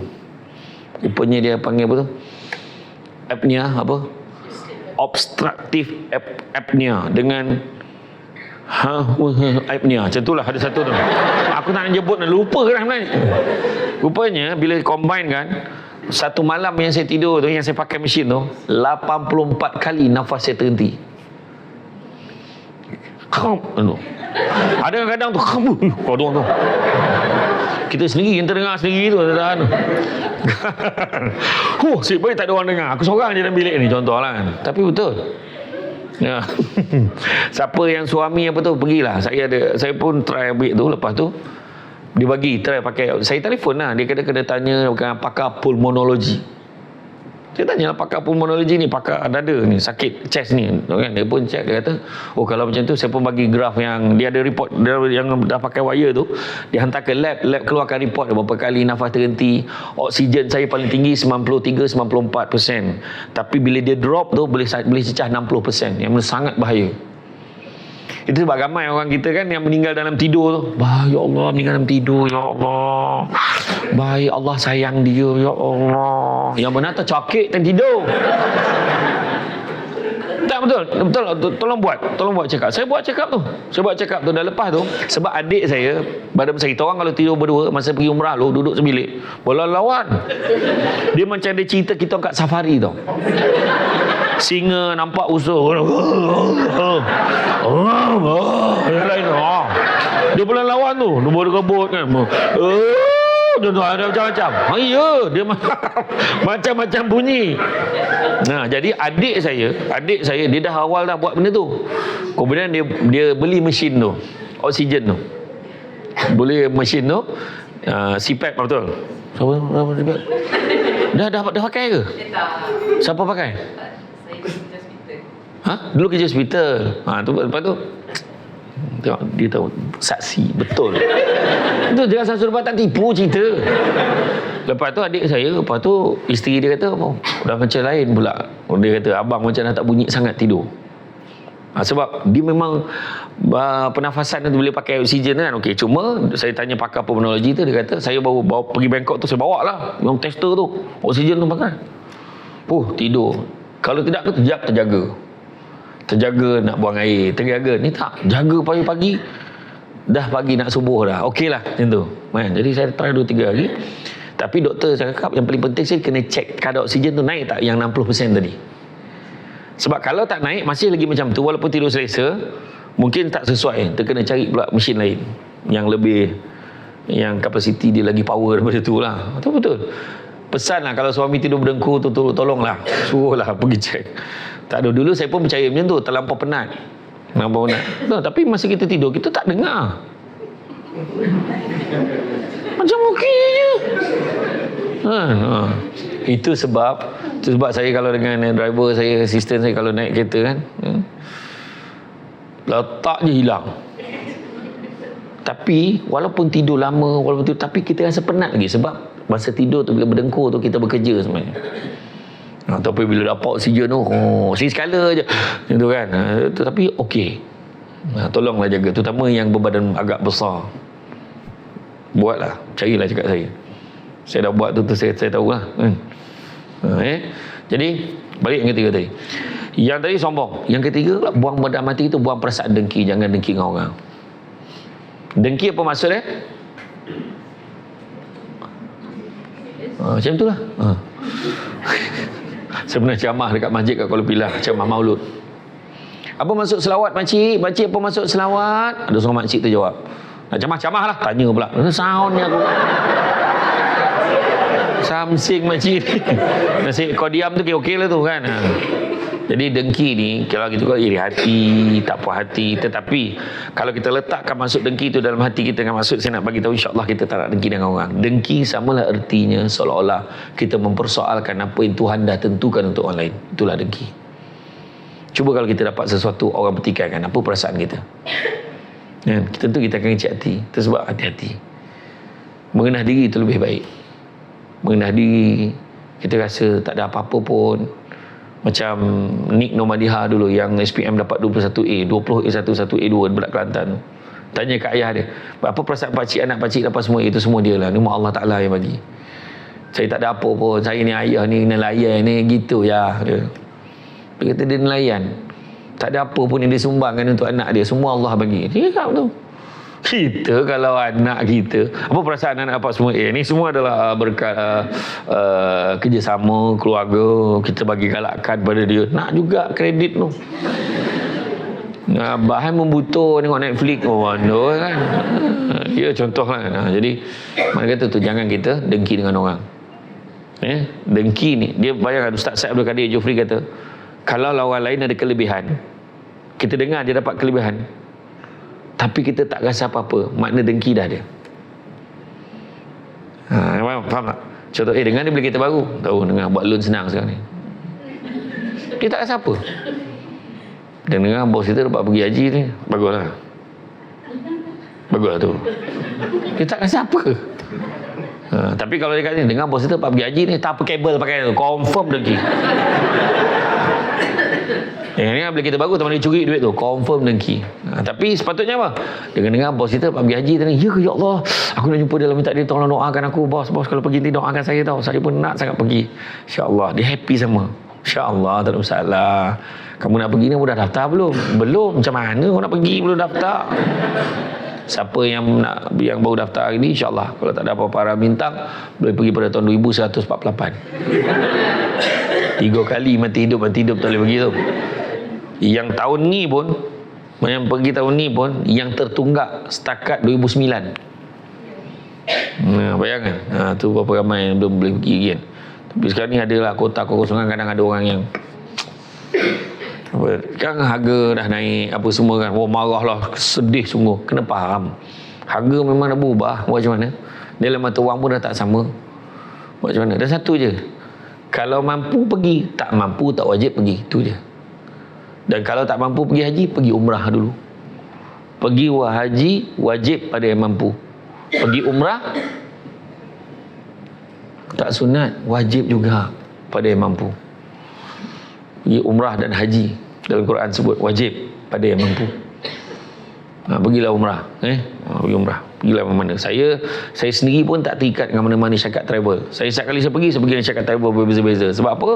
Saya tak nak ada syarikat yang manipulate nama saya. Trip yang saya tak pergi pun dia letak muka saya, umrah bersama Samsul Debat. Wah, saya tak ada pun cakap nak pergi bulan tu. Lepas tu dekat-dekat dah nak pergi, dia beritahu cakap, jemaah minta maaf, Samsul Debat last minute dia sibuk, jadual dia penuh. Tak ada. Jangan dia percaya, bohong je tu. Sebab saya tak terikat. Setiap kali saya pergi, saya kat berbeza-beza. So siapa nak pergi dengan Samsul Debat, tanya bulan berapa saya pergi. Saya pergi next bulan berapa, saya pergi dengan travel mana. So pergilah, tanya travel tu untuk masukkan nama. Macam tu lah lebih kurang. Jangan dengki. Seterusnya apa yang kena ada? Yang kena ada adalah percaya pada hikmah. Aku kerja teruk-teruk ni, aku tak naik pangkat, tapi hikmah dia ada. Ada Tuhan bagi, jangan risau. Aku kerja macam ni, Tuhan bagi aku sihat. Aku kerja macam ni, Allah bagi mak ayah aku sihat sampai sekarang. Aku kerja macam ni, Allah bagi aku anak yang ramai. Allah bagi macam ni, aku tak ada anak pun, rezeki. Sebab apa? Boleh tengok wayang lagi, relax. Boleh dating. Pening kepala, membawa anak naik kereta pun tak muat, 7 julur kepala kereta Viva tu lah. Gila-gila ambil oksigen. Dah ramai sangat. Yang seorang tu beranak tak berhenti. Assalamualaikum, salam, beranak dia. Jejak beranak. Rajin dia beranak. Anak pula ni dekat nak puasa ni, tengoklah tiap-tiap minggu musim mengawan dia kan. Kahwin. Hotel di Malaysia pun ada orang pakai untuk kahwin kan. Alhamdulillah. Berapa sewa sekarang? Tak apalah, tu nanti PMTP lah. Kejap kita bincang lah. Betul. Jadi mana kata rezeki ada hikmah. Tuhan bagi ni sebab apa? Tuhan tak bagi ni sebab apa? Dulu kan kerja masa Suzy kerja apa? Kerja kilang dulu kan. Kerja kilang. Allah, tu bila lah aku nak kerja kilang dulu. Alhamdulillah dapat rezeki kerja dekat si Malaysia. Ya Allah, dapat makan lobster. Asam pedas hari-hari. Kan? Sebab saya dengar menu dekat si Malaysia ni sedap. Tengok makan tengah hari kan macam mana. Setakat ni tak ada ceramah sampai ke 11.30 ni. Kau setakat mihun tak payahlah.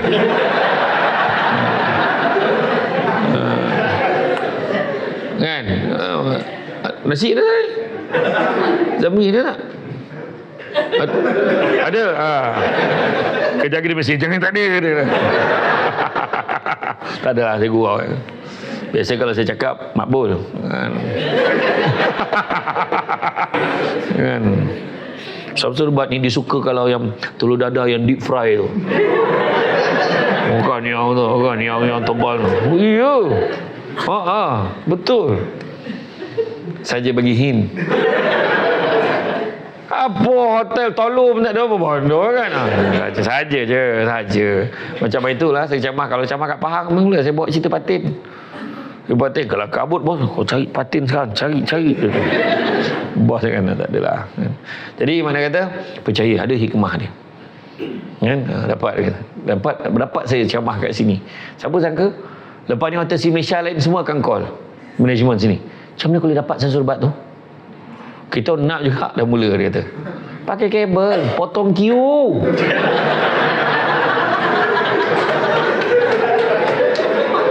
Main sentimen kejiranan ni yang susah. Aku boleh cek balik mesej kau tu. Aku nak tengok.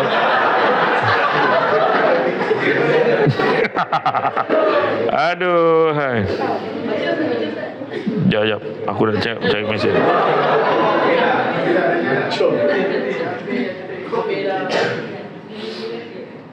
Jap saya tak nak baca atas gambar. Betul. Telefon dia tu. Mesej pun ada. Beri telefon. Dia kata tak boleh lah kan. Betul kan. Kalau gangster man gitu. Tak apalah, okey. Tapi dia okey. Cara dia minta lah. Tolong. Lepas tu tak dapat tarikh lain. Itu kau dah batal dah ni. Dah postpone kan. Lalah tu je tarikh boleh. Tu on juga hari ni. Tak apalah, saya pun seronok datang si Malaysia ni kan. Iya, kenapa saya seronok? Sebab tak payah jauh. Saya daripada rumah relax. Tadi pukul 9.30 dia dah tanya. Kat mana? Relax lah, dah okey. Bodoh kan. Iya. Kalau tidak, saya kalau saya camah dekat KL pukul 9 pagi, 9.30 pagi, saya akan subuh dekat tol Sungai Besi. Macam tu lah hari-hari. Sebab orang ni 9 kan tak boleh jam. Meninggal dalam kereta tu. Asyhadu alla ilaha illallah. Mana biasa jam orang Seremban paling lama jam pun setengah jam tu dah teruk. Gila jam teruk Seremban tadi. Dia tak biasa jam. Mak aku tak tahu daripada Auckland sampai dekat ni. Auckland. Asyik Seremban ni. Itu sebab saya tak boleh. Biar kita sampai awal, elakkan jam, relax, cari kedai minum. Tak apalah. Ataupun kalau belum puasa tu, baring kena kereta sampai start ceramah. Macam tu lah buat. Kan? Percaya pada hikmah. Macam saya kata tadi, tak tahu pun bayar berapa. Tak tahu. Saya pun tak ingat berapa. Pagi hari ceramah kan. Terserah lah. Kalau Zamri kata, alah janji kan. Sekah lah. Saya okey je. Kalau Zamri cakap macam tu, saya okey. Tapi itulah sekali memang aku tak datang lah. Tak adalah, okey, kawan, tak apa. Kadang kalau aku tolak kan, kau bayangkan satu grup jiran tu. Kejiranan tu. Bayangkan, susah. Tak adalah, dia okey. Memang dia kata nak bagi semangat dekat semua. Dia kata, okey lah. Baguslah, siap bagi department lain sendiri kan. Senang kan. Siapa yang hari ni first time tengok Samsul Ubat depan-depan? Sama dia tengok belakang je lah. Macam mana kau punya? Yelah betul lah, maksudnya first time walaupun kerja dekat Negeri Sembilan, first time tengok orang depan. Allahu Akbar. Terima kasih lah. Saya itu dekat airport dekat Sabah, Sarawak kan. Ya Allah, dia bukan ya Allah, dia kata, Ustaz, saya suka betul hari-hari tengok ceramah Ustaz, tapi saya Kristian, dia kata. Tapi bila kau nak ucap, nantilah, dia kata. Satu tadi bila kau nak ucap. Yalah, kita kena usaha, cuba kan, mana tahu kan. Okey, kemudian apa yang kena ada? Kebertanggungjawab. Dalam bekerja kena ada tanggungjawab. Tak boleh membiar dah buat, lantaklah, pandai-lah, tak tanggungjawab. Kalau jadi masalah, tanggungjawab. Ini tak boleh, ni salahkan orang lain. Minta maaf, tu bukan salah saya, tu dia. Dia letak fail tu atas meja saya. Saya diarahkan letak atas meja dia. So tanyalah dia. Oh, sana salahkan ni. Macam cerita bangau. Kenapa bangau kurus? Ikan tak timbul. Kenapa ikan tak timbul? Umpuk panjang sangat. Kenapa umpuk panjang? Lembu ke bawah tak makan. Kenapa lembu ke bawah tak makan? Perut sakit. Perut sakit besar? Nasi mentah. Kenapa nasi mentah? Kayu api basah. Kenapa kayu api basah? Hujan turun kenapa? Kata panggil kenapa? Nampak? Semua tu menyalah-nyalahkan satu dengan yang lain. Jadi tuan kena banggalah. Sebab dia orang hafal lagi lagu. Aku saja cuba tadi beria kau ya. Saya akan kelip mata, lepas ni apa. Tapi dalam banyak-banyak binatang tu, ada satu binatang yang paling gentleman, iaitu ular. Bila tanya pada ular, kenapa kau nak makan? Kata, ular jawab sambil merenung tepat pada mata yang bertanya. 3 kali diulang, memang makanan aku. Dan dialog hujung dia tu dah dipadam oleh Jabatan Hakim Negara. So what? Orang tak tanya dah. Bila kau mengaku, orang tak tanya dah. Kenapa kau tak siapkan ni? Minta maaf tuan, saya memang terlupa, memang salah saya. So sekarang tuan, saya nak buat apa? Itu je. Kata. Itulah yang selalu lelaki lakukan dalam hidup dia. Memang salah I. So kenapa? You nak I buat apa sekarang? Okey, fine. Sudah, Suzy. Suami kau mesti kan tuan, memang salah abang, tahu salah abang. Dah diam, salah abang. Dah, sebab lelaki tak suka memanjang-manjangkan cerita. Walaupun bukan salah dia akan ngaku juga. Okey, dah. Okeylah, salah abang. Okey, dah. Puas hati. Okey, dah, diam. Itu lelaki. Kalau perempuan lain. Okey, fine, memang salah saya, tapi awak tahu kan kenapa saya buat benda ni? Nak juga explain tu. Memang salah kau. Dia nak urai kau. No, saya ni. La ilaha illallah, dah lah. Tu. Perempuan macam tu. Berapa jumlah perkataan seorang lelaki bercakap satu hari? Menurut pakar memori Asia, jumlah perkataan yang lelaki akan menggunakan satu hari adalah sebanyak 8,000 patah perkataan sehari. Banyak tak? Tak banyak. Pergi meeting, mesyuarat, jumpa ni, ahli lembaga pengarah, balik kota dah habis. Balik bang. Makan bang. Kakak lah tu. Betul. Kota dah habis. Orang perempuan pula jumlah perkataan bercakap sehari 28 hingga 30,000 patah perkataan sehari. Masalah yang paling besar adalah mesti dihabiskan. Cakap. Bang dengarlah ni, benda nak cerita sikit ni. Yang paling aku tak faham, pandanglah sini. Kena pandang pula. Apa masalah kau? Itu yang kau pasal nak kawan kau kalau berbual sama dia, pandang sini. Ni. Cerita lah tepuk. Orang perempuan. Kalau ada lelaki macam tu, perangai sama orang perempuan. Menepuk kan. Iya. Kenapa kau gelap menangis? Kat mana? Betul tak? Macam betul kan? Iya. Tu ada. Jadi mana kata? Tanggungjawab. Seterusnya apa yang kena ada? Seterusnya yang perlu ada adalah respon positif. Setiap apa benda tu kita terima dengan positif. Dengar sekarang ni banyak pembuangan pekerja akan berlaku dekat semua sektor. Dia akan mengurangkan staff. Sebab apa? Sekarang ekonomi tak berapa baik. So itu, habislah kita. Tak, cuba positif. Maknanya aku kena kerja kuat lah ni. Supaya aku jadi bagus, supaya aku okey, supaya aku boleh maintain kerja aku, insyaAllah. Mudah-mudahan Allah beri aku kekuatan kesihatan untuk bekerja dengan baik. Positif.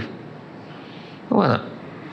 Nampak notis tu dekat notis board tu kan, mulai beberapa bulan semua staf tidak dibenarkan lagi bini-bini, semua staf hendaklah macam ni, semua staf hendaklah tidak lagi dibenarkan bla bla bla bla. Oh, tak puas hati. Tak benda lah ni, semua nyusahkan kita je. Kau tengok macam-macam lah itu, tak boleh ni, tak boleh, semua nyusah kau, mati lagi baik lah.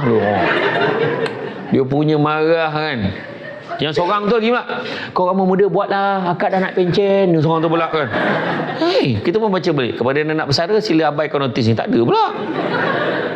Positif, mesti ada benda nak dia achieve. Dan satu lagi yang kena ada adalah ikhlas. Dalam bekerja kena ikhlas. Ikhlas ni maksudnya apa?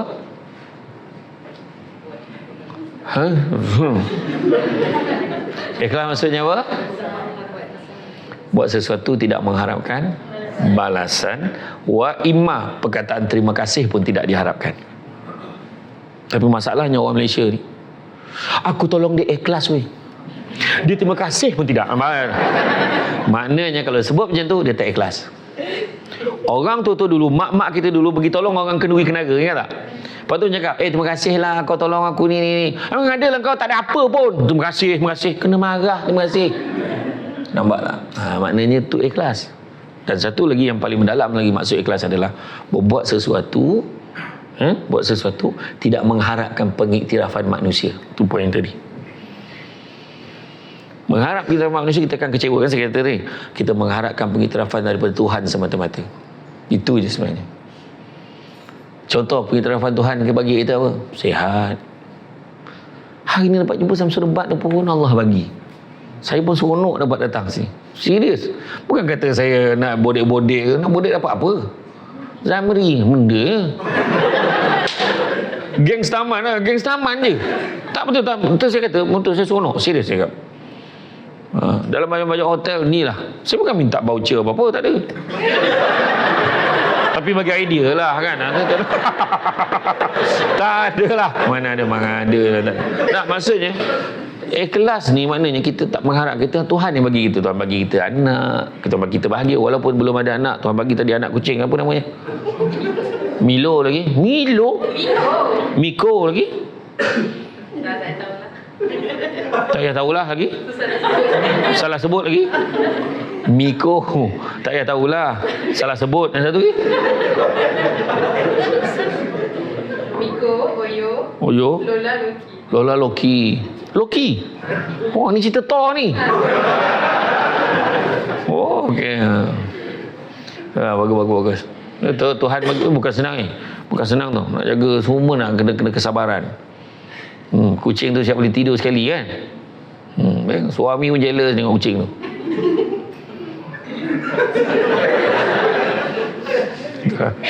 Adalah itu ya, cuma ada kelebihan Tuhan bagi kita. Percayalah, ada benda Tuhan bagi kita. Ada orang Tuhan bagi jambatan dia pendek, cepat dapat jodoh, cepat kahwin.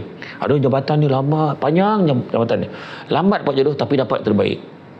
Ada orang tu langsung tak ada jambatan sebab Tuhan bagi dia peluang jaga mak ayah dia sampai kesudah. Macam yang tadi, yang belum ada anak lagi, percayalah ada rezeki lain, atau mungkin rezeki nak jaga anak, jaga family lebih baik lagi. Itu je. Banyak kita belajar hari ni kan. Itulah. So percaya, ikhlaskan diri. Dan kalau nak lagi kebaikan ni, macam saya kata tadi kan, kenapa saya cerita tadi, kita kerja bagus tapi anak kita teruk. Sebab apa? Salah satunya yang kita nak kena cari ni adalah bahagia. Dalam hidup jangan sibuk nak kerja kaya. Kerana sampai masanya kita akan sedar, bukan semua perkara boleh dinilai dengan harganya. Deep tak?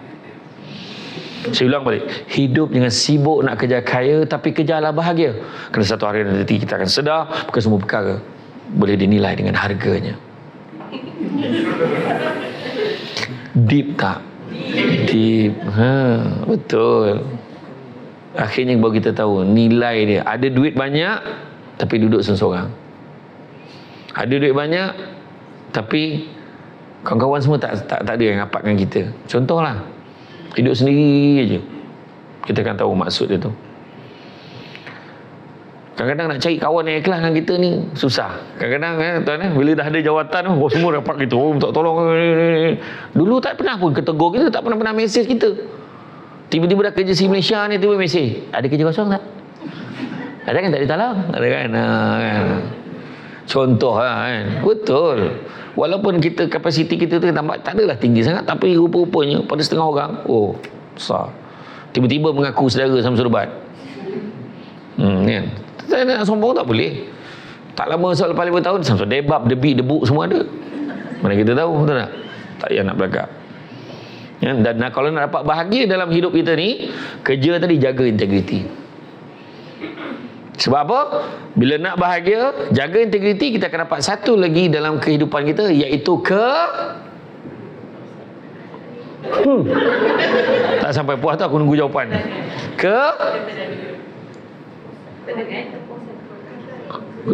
Keberkatan. Kita nak kejar keberkatan. Berkat tadi keluarga bahagia, berkat tadi anak okey, keluarga bahagia, suasana tempat kerja seronok. Bukan semua nampak tak ada orang pergi kerja hari-hari bergaduh je. Ada je bos cari salah dia. Kau salah kopi, selamat ini. Ada je salah kita. Orang jadi tak syok, tapi nak tinggalkan kerja tak boleh. Dia bergantung pada gaji tu. Itulah. Bila Tuhan bagi suasana buat kerja ni, jagalah dia elok. Kata Imam Al-Ghazali, tanda syukur tu ada 4. Pertama, lidah, alhamdulillah sebut. Kedua, hati mengakui. Siapa yang bagi nikmat? Allah bagi. Ketiga, perangai tingkah laku melambangkan syukur dapat kerja. Makna kerja elok. Dan yang keempatnya, memelihara nikmat supaya tidak rosak. Dia takkan buat benda boleh menyebabkan dia kena buang kerja. 4 ni. Kalau bab kerja lah. 7 tanda keberkatan rezeki. Pertama, sikit rasa cukup, banyak boleh kongsi. Sikit gaji, cukup. Banyak gaji, boleh sedekah lagi. Bagi kat masjid, bagi kat orang, tolong orang susah. Kawan-kawan nak balik kampung, kita boleh bagilah. Nak ambil RM50, kau nak balik kampung, sian kau. Contoh.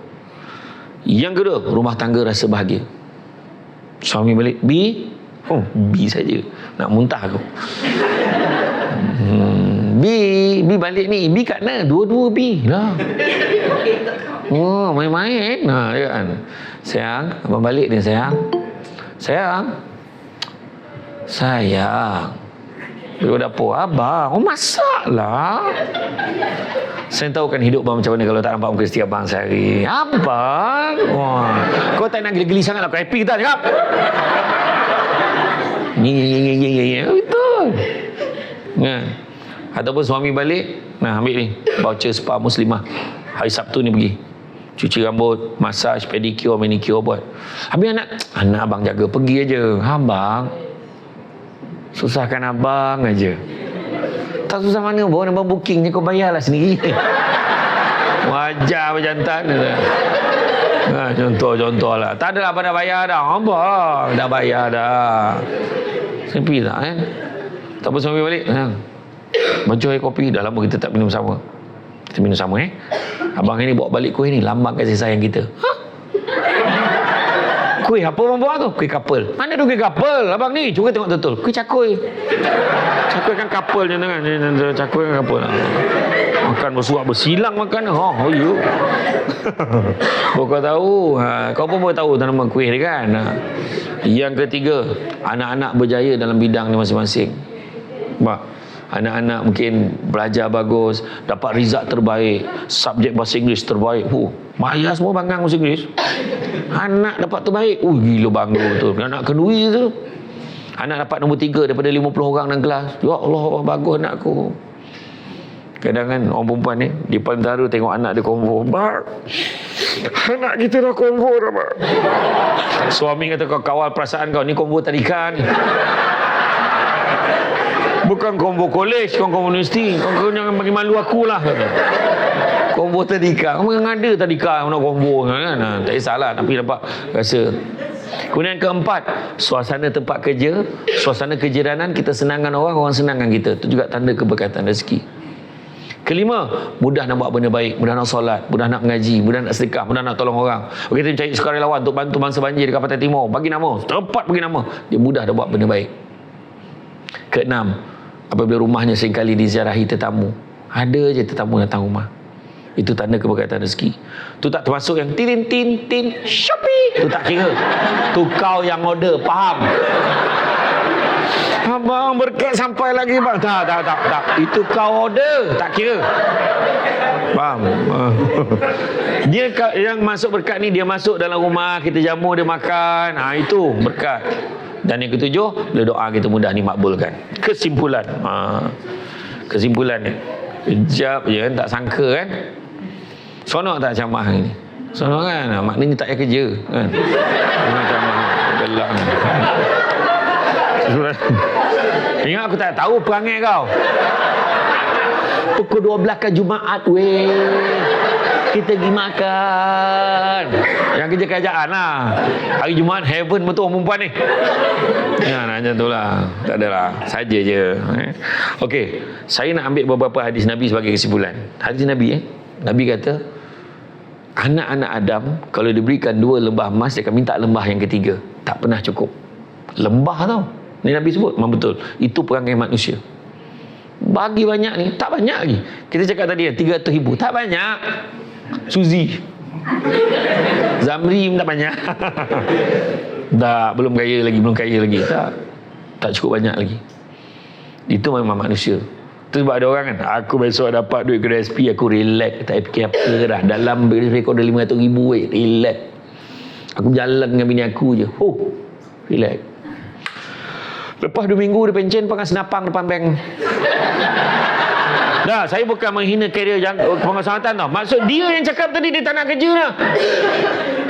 Kenapa rupanya tak cukup? Kena pau dengan anak-anak, kenapa semua ni? Tak payah. Ingat, kalau siapa yang nak bersara, jangan habiskan duit untuk anak-anak. Ingat, yang muda dengan sihat, yang muda dengan sihat mencari duit. Yang tua dengan duit mencari sihat. So simpan untuk diri sendiri. Kita dah kerja, struggle dah berapa puluh tahun, kita nak habis tu anak.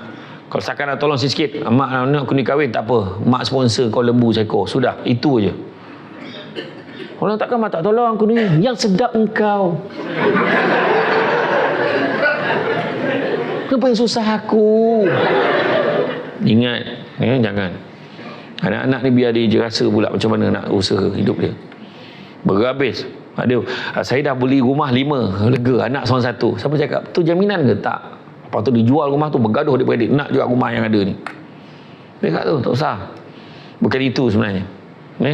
Anak-anak Adam bagi 2 lembah emas, minta lembah ketiga. Yang kedua, hadis Nabi sebut, cari rezeki yang halal itu cukup buat kamu. Maknanya jaga perangai kita. Jangan buat benda yang dilarang. Cari rezeki yang halal itu cukup buat kamu. Kemudian Nabi kata apa? Manusia yang paling kaya adalah manusia yang merasa cukup dengan apa yang dia ada. Hadis seterusnya Nabi sebut, tangan di atas lebih baik pada tangan yang di bawah. Mana memberi lebih baik pada menerima. Satu lagi, banyakkanlah melihat yang di bawah daripada melihat yang di atas. Nabi kata, kerana dengan melihat yang di bawah, kamu akan lebih bersyukur dengan apa yang kamu ada. Dan Nabi juga sebut, jangan kamu pandang kecilnya nikmat itu, tapi pandanglah siapa yang bagi nikmat itu. Ingat, jadi cukup sekadar itu. Hidup kita ni, dalam bab integriti ni, hidup kita ni antara B and D, birth and death. B, D. Antara B and D ni, birth and death, kelahiran dan kematian. Antara B and D ada satu huruf kat tengah dia. Apa dia? C. O pula. Kau ingat board of director ke apa? Aku kata B and D. B dengan D. A, B, D. Tengah-tengah tu apa? C. Hey, life ni. Apa tengah ni? Oh, lain silibus kau ni. Antara B and D, kelahiran kematian, ada C kat tengah, iaitu ada choice. Kita ada pilihan hidup macam mana kita nak jalani. Hidup berintegriti, cari rezeki halal, insya-Allah bahagia. Tapi kalau kita mengulang, kita tipu sana tipu sini, keberkatan tak ada, banyak masalah nanti. Okey? Jadi rasa cukuplah sekadar tu. Bahkan kata orang, sepandai-pandai tupai melompat akhirnya jatuh ke tanah jua. Walaupun perkongsian sudah tamat, mudah-mudahan meresap ke dalam jiwa. budak-budak membawa galah nak menjolok buah berangan. Kalau ada silap dan salah, dikata tidak, dicaci jangan. Cantik dipandang rumah penghulu, kayu itu okey dari papan. Alang-alang menuntut ilmu, sebutir pasir kembangkanlah menjadi intan. Tenang-tenang air di laut, sampan kolek mudik ke Tanjung, hati terkenang mulut menyebut, jasa baik pihak penganjur menyebut hari ini rasa nak junjung. Itu saja daripada saya.